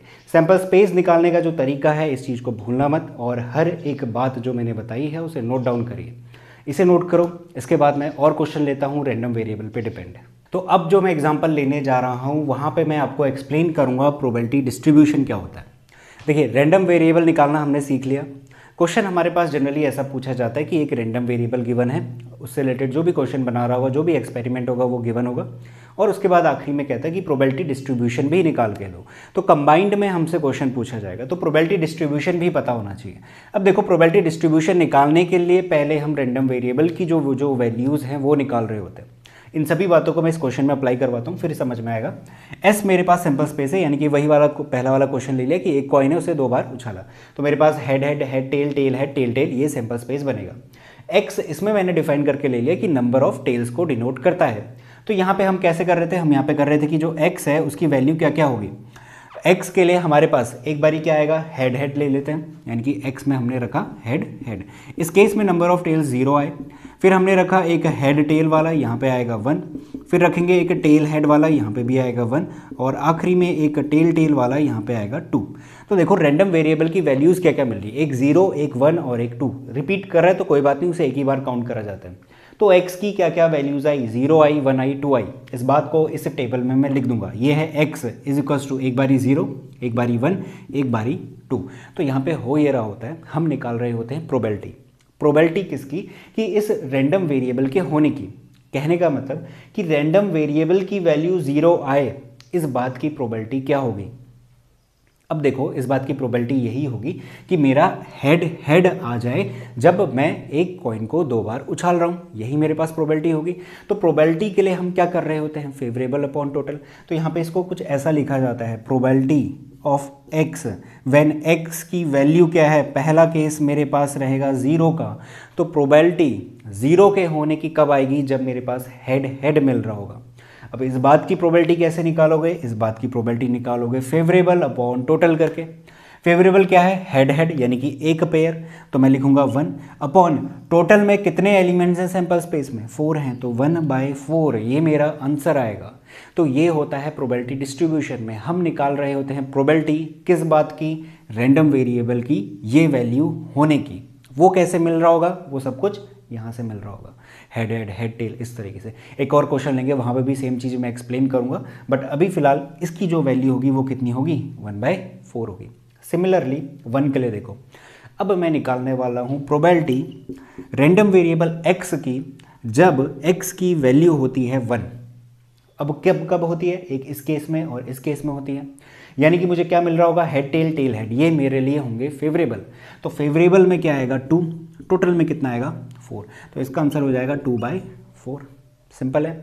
आखिरी वाला देख लो, मैं निकाल रहा हूँ प्रोबेबिलिटी किसकी, रैंडम वेरिएबल x की, कब के लिए, जब उसकी वैल्यू कितनी होगी, 2 होगी। अब रैंडम वेरिएबल x की वैल्यू 2 कब होगी, जब मुझे टेल टेल मिल रहा होगा। और इसके लिए मैं लिखूंगा फेवरेबल अपॉन टोटल, तो फेवरेबल में है 1 और टोटल में है 4, टी है ना, इस वजह से फेवरेबल 1। तो यानी कि मेरे पास निकल गया प्रोबेबिलिटी डिस्ट्रीब्यूशन। यही होता है प्रोबेबिलिटी डिस्ट्रीब्यूशन, और यही होता है इसका मतलब कि हम निकाल रहे होते हैं प्रोबेबिलिटी रैंडम वेरिएबल के फलाना वैल्यूज़ होने की। तो इसी तरीके से हम फाइंड आउट करेंगे, इसी तरीके से आप टेबल बना रहे होंगे। तो सबसे पहले x निकालना और उसकी वैल्यूज़ निकालना। अब इन सभी के लिए अगेन हमें सैंपल स्पेस की ज़रूरत पड़ने ही वाली है, तो वो हमेशा लिखते हुए चलना, क्योंकि तभी तो आप फेवरेबल अपॉन टोटल करोगे। अब एक खास बात, जब भी आप प्रोबेबिलिटी डिस्ट्रीब्यूशन निकाल चुके होगे किसी भी रैंडम वेरिएबल x के लिए और किन्हीं भी पॉइंट्स के लिए, जैसे 0, 1, 2, तो उनकी जो भी प्रोबेबिलिटीज़ आएगी उन सभी का सम हमेशा कितना होगा, 1 के बराबर होगा। अगर आपको कभी डाउट हो प्रोबेबिलिटी डिस्ट्रीब्यूशन निकालते हुए कि आपने सही निकाला है या नहीं निकाला है, तो उन सभी प्रोबेबिलिटीज़ का सम कर देना। जैसे इस केस में करोगे सम, एलसीएम वगैरह लेके, तो हमें मिल रहा होगा 1। तो यानी कि हमने जो आंसर निकाला है बिल्कुल सही है। तो ये एक इंपॉर्टेंट पॉइंट है, और इसी पॉइंट पे बेस्ड अदर तरीके के क्वेश्चंस भी हमसे पूछे गए हैं, तो उनको भी हम देखेंगे। अभी फ़िलहाल आप इस चीज़ को नोट करिए, इसको समझिए। अगर समझ में नहीं आया तो दोबारा से वीडियो को रिपीट करिए, सारी चीज़ें क्लियर हो जाएंगी। इसे नोट करो, इसके बाद मैं अगला क्वेश्चन लेता हूँ। तो क्वेश्चन ले रहा हूँ प्रोबेबिलिटी डिस्ट्रीब्यूशन पे बेस्ड, ये 2019 में पूछा गया है और सिर्फ 2 मार्क्स का है। क्वेश्चन भले ही बड़ा लग रहा हो बट करना कुछ भी नहीं है, बेहद ही आसान है। यहाँ पे कहते हैं एक रेंडम वेरिएबल x है जिसका कि प्रोबेबिलिटी डिस्ट्रीब्यूशन ये रहा, और k क्या है, कोई एक नंबर है, कोई भी नंबर हो सकता है, पॉजिटिव नेगेटिव फ्रैक्शन। डिटरमाइन करो k की वैल्यू कितनी होगी। अब इस बात को समझना, इस बात का इतना मतलब है कि P X is equals to small X, और x की वैल्यू यहाँ पे देते रह रहा है स्मॉल x की। तो ये कह रहा है कि P X is equals to, जब स्मॉल x 0 होगा तो मेरे पास प्रोबेबिलिटी जो बनेगी वो बनेगी k। P X is equals to जब मेरे पास 1 होगा, यानी x इज इक्वस टू 1 होगा, तब मेरे पास जो प्रोबेबिलिटी बनेगी वो बनेगी 2k। और P X is equals to जब 2 हो रहा होगा, x इज इक्वस टू 2, तब मेरे पास जो प्रोबेबिलिटी बनेगी वो बनेगी 3k। और इसके अलावा अगर कुछ भी मेरे पास नंबर रखा जाए स्मॉल x की जगह पे, अदरवाइज लगाए, तो मेरे पास हमेशा बनेगी 0। अब हमने एक चीज़ सीखी है अभी अभी, एक बारी मैंने x लिया था और एक बारी मैंने पी एक्स लिया। x में रखूँगा 0, 1, 2 और आगे भी रख सकते हैं बट रखने की कोई ज़रूरत नहीं क्योंकि उन सभी का 0 ही मिल रहा है। अब देखो P X is equals to 0 कितना दे रहा है, k दे रहा है। P X is equals to 1 पे कितना दे रहा है, 2k। और 3 पे कितना दे रहा है, 3k। सॉरी 2 पे कितना दे रहा है, 3k। और बाकी सारी कोई भी वैल्यूज़ अगर रखी जाती है तो हमेशा मिल रहा है 0 0 0 0 इस तरीके से। ठीक हो गया, ये है इसका प्रोबेबिलिटी डिस्ट्रीब्यूशन वाली टेबल। अभी अभी मैंने आपको बताया था कि हमेशा जो भी प्रोबेबिलिटीज़ गिवन होंगी, प्रोबेबिलिटी डिस्ट्रीब्यूशन का सम हमेशा कितना आ रहा होगा, 1 के बराबर।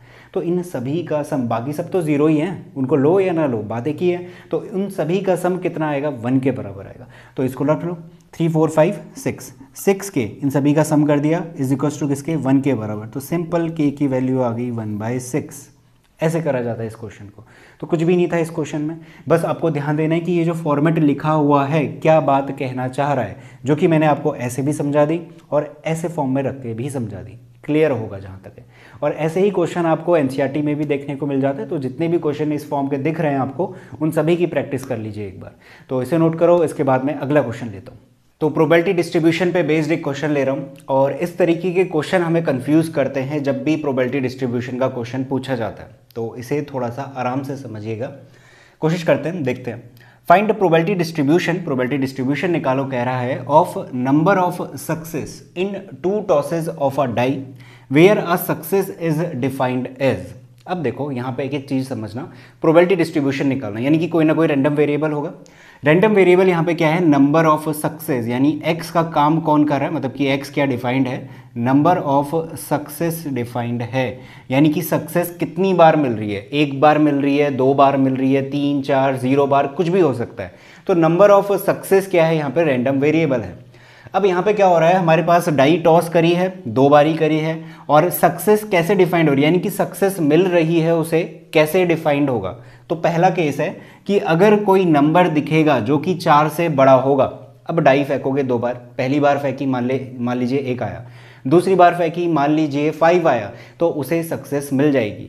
यही है यहाँ पर सक्सेस का मतलब, यानी कि एक बार में भी अगर कहीं पे भी नंबर ग्रेटर देन 4 दिख गया, अगर दोनों केसेस में नंबर ग्रेटर देन 4 मिल गया, तब भी सक्सेस काउंट होगी। तो यहाँ पर हमारे पास सक्सेस का क्या मतलब है उसे ज़रूर अच्छे से समझना, ठीक है। अब देखो यहाँ पे मैंने वो सारी चीज़ें ले ली है जहाँ पे पहला केस को डिफाइन करते हुए सक्सेस मिल रही है, यानी कि नंबर ग्रेटर देन 4 मिल रहा है। 1 5 1 6 2 5 2 6 ये सब कुछ देख लो, 5 1 5 2 5 6 तक, 6 1 6 2 6 4 6 6 तक। यहाँ पर जितने भी मैंने ऑर्डर पेयर लिए हुए हैं, सब में जो भी नंबर है एक ना एक नंबर 4 से बड़ा है। इसका मतलब अगर इनमें से कोई भी एक ऑर्डर्ड पेयर मुझे मिल जाए, यानी कि इनमें से कोई भी एक केस हो रहा होगा, तो मुझे सक्सेस मिलनी ही मिलनी है। अब उसने यहाँ पे बोला कि सक्सेस मिलेंगी कितनी, यानी x का मतलब यही ना, नंबर ऑफ सक्सेस मिलेंगी कितनी, 0 मिल रही हैं, 1 मिल रही हैं या 2 मिल रही है। कहने का मतलब x की वैल्यू 0 1 और 2, 0 कब होगी, x की वैल्यू 0 कब होगी, जब आपको कोई भी सक्सेस नहीं मिल रही है। x का मतलब क्या है, नंबर ऑफ सक्सेस, और सक्सेस का मतलब क्या है कि नंबर आना चाहिए 4 से बड़ा। और मैंने कहा कि अगर आपको कोई भी बड़ा नंबर नहीं दिख रहा 4 से बड़ा, तो यानी कि वहाँ पे आप सक्सेस नहीं हो रहे हो, यानी वहाँ पे x की वैल्यू क्या है, 0 है। और इसी बात की हम क्या कर रहे होंगे, प्रोबेबिलिटी फाइंड आउट कर रहे होंगे। फिर है 1, x इज इक्वल टू 1 का मतलब क्या है, आपको एक सक्सेस मिली, यानी कि आप इस केस में वो सारे ऑर्डर्ड पेयर ले रहे होंगे जहाँ पे एक जगह पे आपको 4 दिखाई दे रहा है। x इज इक्वल टू 2 का क्या मतलब होगा, वो सारे ऑर्डर्ड पेयर आप ले रहे होगे जहां पर आपको 2 ऐसे नंबर मिल रहे हैं जो 4 से बड़े हैं, तो वहां पर सक्सेस कितनी हो जाएंगी, 2 हो जाएंगी, क्योंकि आपको 4 2 बार देखने को मिला। तो एक एक करके देखते हैं। पहले मैं 1 के लिए सॉल्व करवा देता हूँ। देखो यहाँ पे टोटल के टोटल 20 है, बट सैंपल स्पेस में हमें टोटल 36 मिलने वाले, इस बात का ध्यान रखना। अब देखो 1 के लिए यानी कि जैसे ये है 1,5, एक नंबर है इसमें 5 जो 4 से बड़ा है, तो ये सक्सेस एक ही काउंट होगी। 2 3 4 5 6 7 8, ये होगी पूरी की पूरी कितनी, 8 सक्सेस, क्योंकि इन सभी में हमारे पास क्या है, 4 से बड़े नंबर्स एक बारी में दिखाई दे रहे हैं। और भी हैं हमारे पास, जैसे कि ये हो गया, ये और ये, तो वो 8 और ये 4 कितने हो गए, 12। वैसे ही यहाँ पे 6 1 6 2 6 3 6 4 और ये 4 मिलके हो गए 16। तो यानी कि यहाँ पे बनेगा 16/36 फेवरेबल अपॉन टोटल, फेवरेबल है ये 16 और टोटल में है 36। अब 2 के लिए देखो, 2 के लिए कहने का मतलब हमारे पास दोनों पोजीशन पे 4 से बड़े नंबर दिखाई दे रहे होंगे। ऐसे कौन कौन से दिख रहे हैं हमें, ऐसे हमें दिख रहे हैं 5 5 6 6, 5,5 और 5,6 दोनों ही 4 से बड़े हैं, और फिर 6,5 और 6,6, इसके अलावा और कोई नहीं दिख रहा। तो ये हो जाएगा 4/36। आखिरी वाला देख रहे हैं, आखिरी वाले में क्या है, x इज इक्वल टू 0, यानी कि कोई भी सक्सेस नहीं मिल रही है। यानी कि इन सभी ऑर्डर्ड पेयर के अलावा बाकी सारे ऑर्डर्ड पेयर जहां पे जैसे कि हमारे पास 1,2 आ रहा है, 2,1 आ रहा है, 1,3 3,1, यानी कि यहाँ पे हमें 4 मिल ही नहीं रहा, एक बार भी नहीं मिल रहा। तो इसका मतलब इन सभी ऑर्डर्ड पेयर्स में अगर हमें मिल रहे हैं तो वहाँ पे हमें सक्सेस नहीं मिल रही है, सक्सेस क्या हो रही है, 0 मिल रही है। तो ये सारे के सारे 20 हैं, 36 मिलने थे, तो उसमें से सब्ट्रैक्ट करवाओगे तो बचेंगे कितने, टोटल 16 बचेंगे। तो यहाँ पे भी कितना आएगा, फेवरेबल 16/36। और ये 16 किस टाइप के हैं, इस टाइप के ऑर्डर्ड पेयर्स हैं, मैं सारे लिख नहीं रहा हूँ, तो इस टाइप के ऑर्डर्ड पेयर है जहाँ पे 4 एक बार भी देखने को नहीं मिल रहा है। तो ये है इस क्वेश्चन का क्रक्स। और देखो इसमें आप चेक भी कर सकते हो कि आपने सही निकाला नहीं निकाला। इन सभी को ऐड करो, ऐड करोगे ये पूरा का पूरा कितना बन रहा है, ये 36/36 1 मिल रहा है।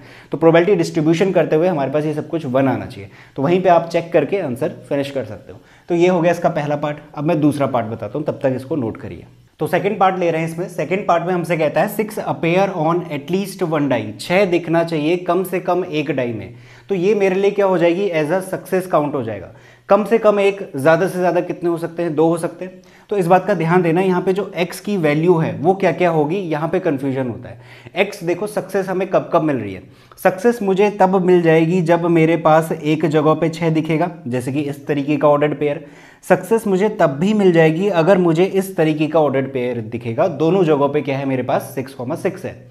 तो इन दोनों केसेस में, केस भले ही अलग अलग है, एक में एक बारी मुझे 6 दिख रहा है, एक में दोनों बारी मुझे 6 और 6 दिख रहा है। केसेस भले ही अलग अलग हैं, बट सक्सेस मेरे लिए एक ही तो काउंट होगी, क्योंकि उसने बोला 6 अपेयर होना चाहिए कम से कम एक डाई में, तो मुझे सक्सेस मिल जाएगी। सक्सेस और अनसक्सेस 2 चीज़ें होती हैं, और इन दोनों केसेस के लिए मुझे सक्सेस मिल रही है। तो इसका मतलब ये दोनों केसेस मैं काउंट कर रहा हूँ एक सक्सेस के लिए।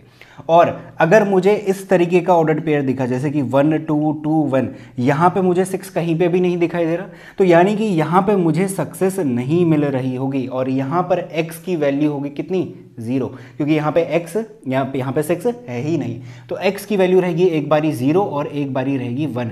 यहाँ पर मिस्टेक ये हो जाती है कि x की वैल्यू एक बारी 2 भी ले लेते हैं, बट ये ध्यान में रखना 2 ठीक है हमें मिलेगा, 6 हमें मिलेगा, बट वो तो इसी डब्बे में आ गया क्योंकि वो सक्सेस को गिनवा रहा था। और सक्सेस हमारे लिए क्या है, ये दोनों केसेस अगर हमें मिल गए तो तब भी हमारे पास क्या कहलाएगी, सक्सेस मिलेगी। इन दोनों में से अगर कुछ भी मिल गया तो x is equal to 0, x is equal to 1, ये हमारे लिए रहेगा प्रोबेबिलिटी डिस्ट्रीब्यूशन निकालने के लिए। यहाँ पे हम लेंगे अब प्रोबेबिलिटी निकालेंगे x इज इक्वल टू 0 के लिए। उन सभी ऑर्डर्ड पेयर, वो सभी ऑर्डर्ड पेयर हमारे लिए फेवरेबल रहेंगे जहाँ पे 6 नहीं दिखाई दे रहा।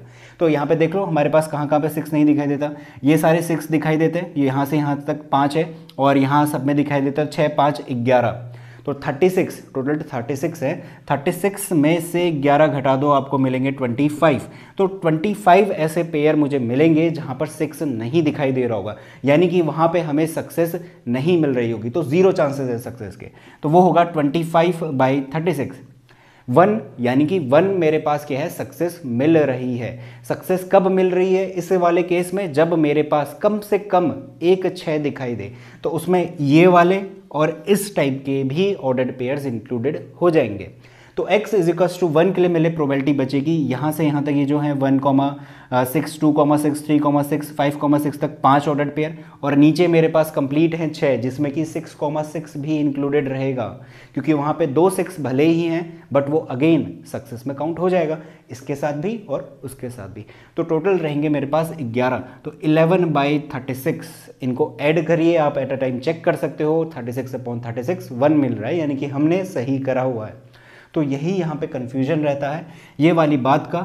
एक काम करिएगा, ये वाली वीडियो देखने के बाद खुद से इस तरीके के क्वेश्चन को अटेम्प्ट करिए, एनसीईआरटी से पिक करिए, वहाँ पे सॉल्व्ड, अनसॉल्व्ड, फिर मिसलेनियस है, काफ़ी सारे क्वेश्चंस आपको मिल जाएंगे और अच्छी खासी प्रैक्टिस भी हो जाए। तो उन सभी क्वेश्चंस को अटेम्प्ट करिए। प्रोबेबिलिटी के जितने भी कॉन्सेप्ट है मैंने सब कुछ बताए हैं, और क्वेश्चन में कैसे अप्लाई करना है वो तरीका भी बता दिया है। सारे क्वेश्चंस को पिक करिए और आप देखेंगे कि बड़े ही आसानी से आप सारे के सारे क्वेश्चंस कर पा रहे हैं। अगर कुछ छूट जा रहे हैं तो उनके लिए आप गाइड रेफर कर सकते हैं या फिर नीचे कमेंट भी कर सकते हैं। तो इसे नोट करो। इसके बाद मिलते हैं नेक्स्ट वीडियो पे, जहाँ पे मैं अगला चैप्टर लूँगा।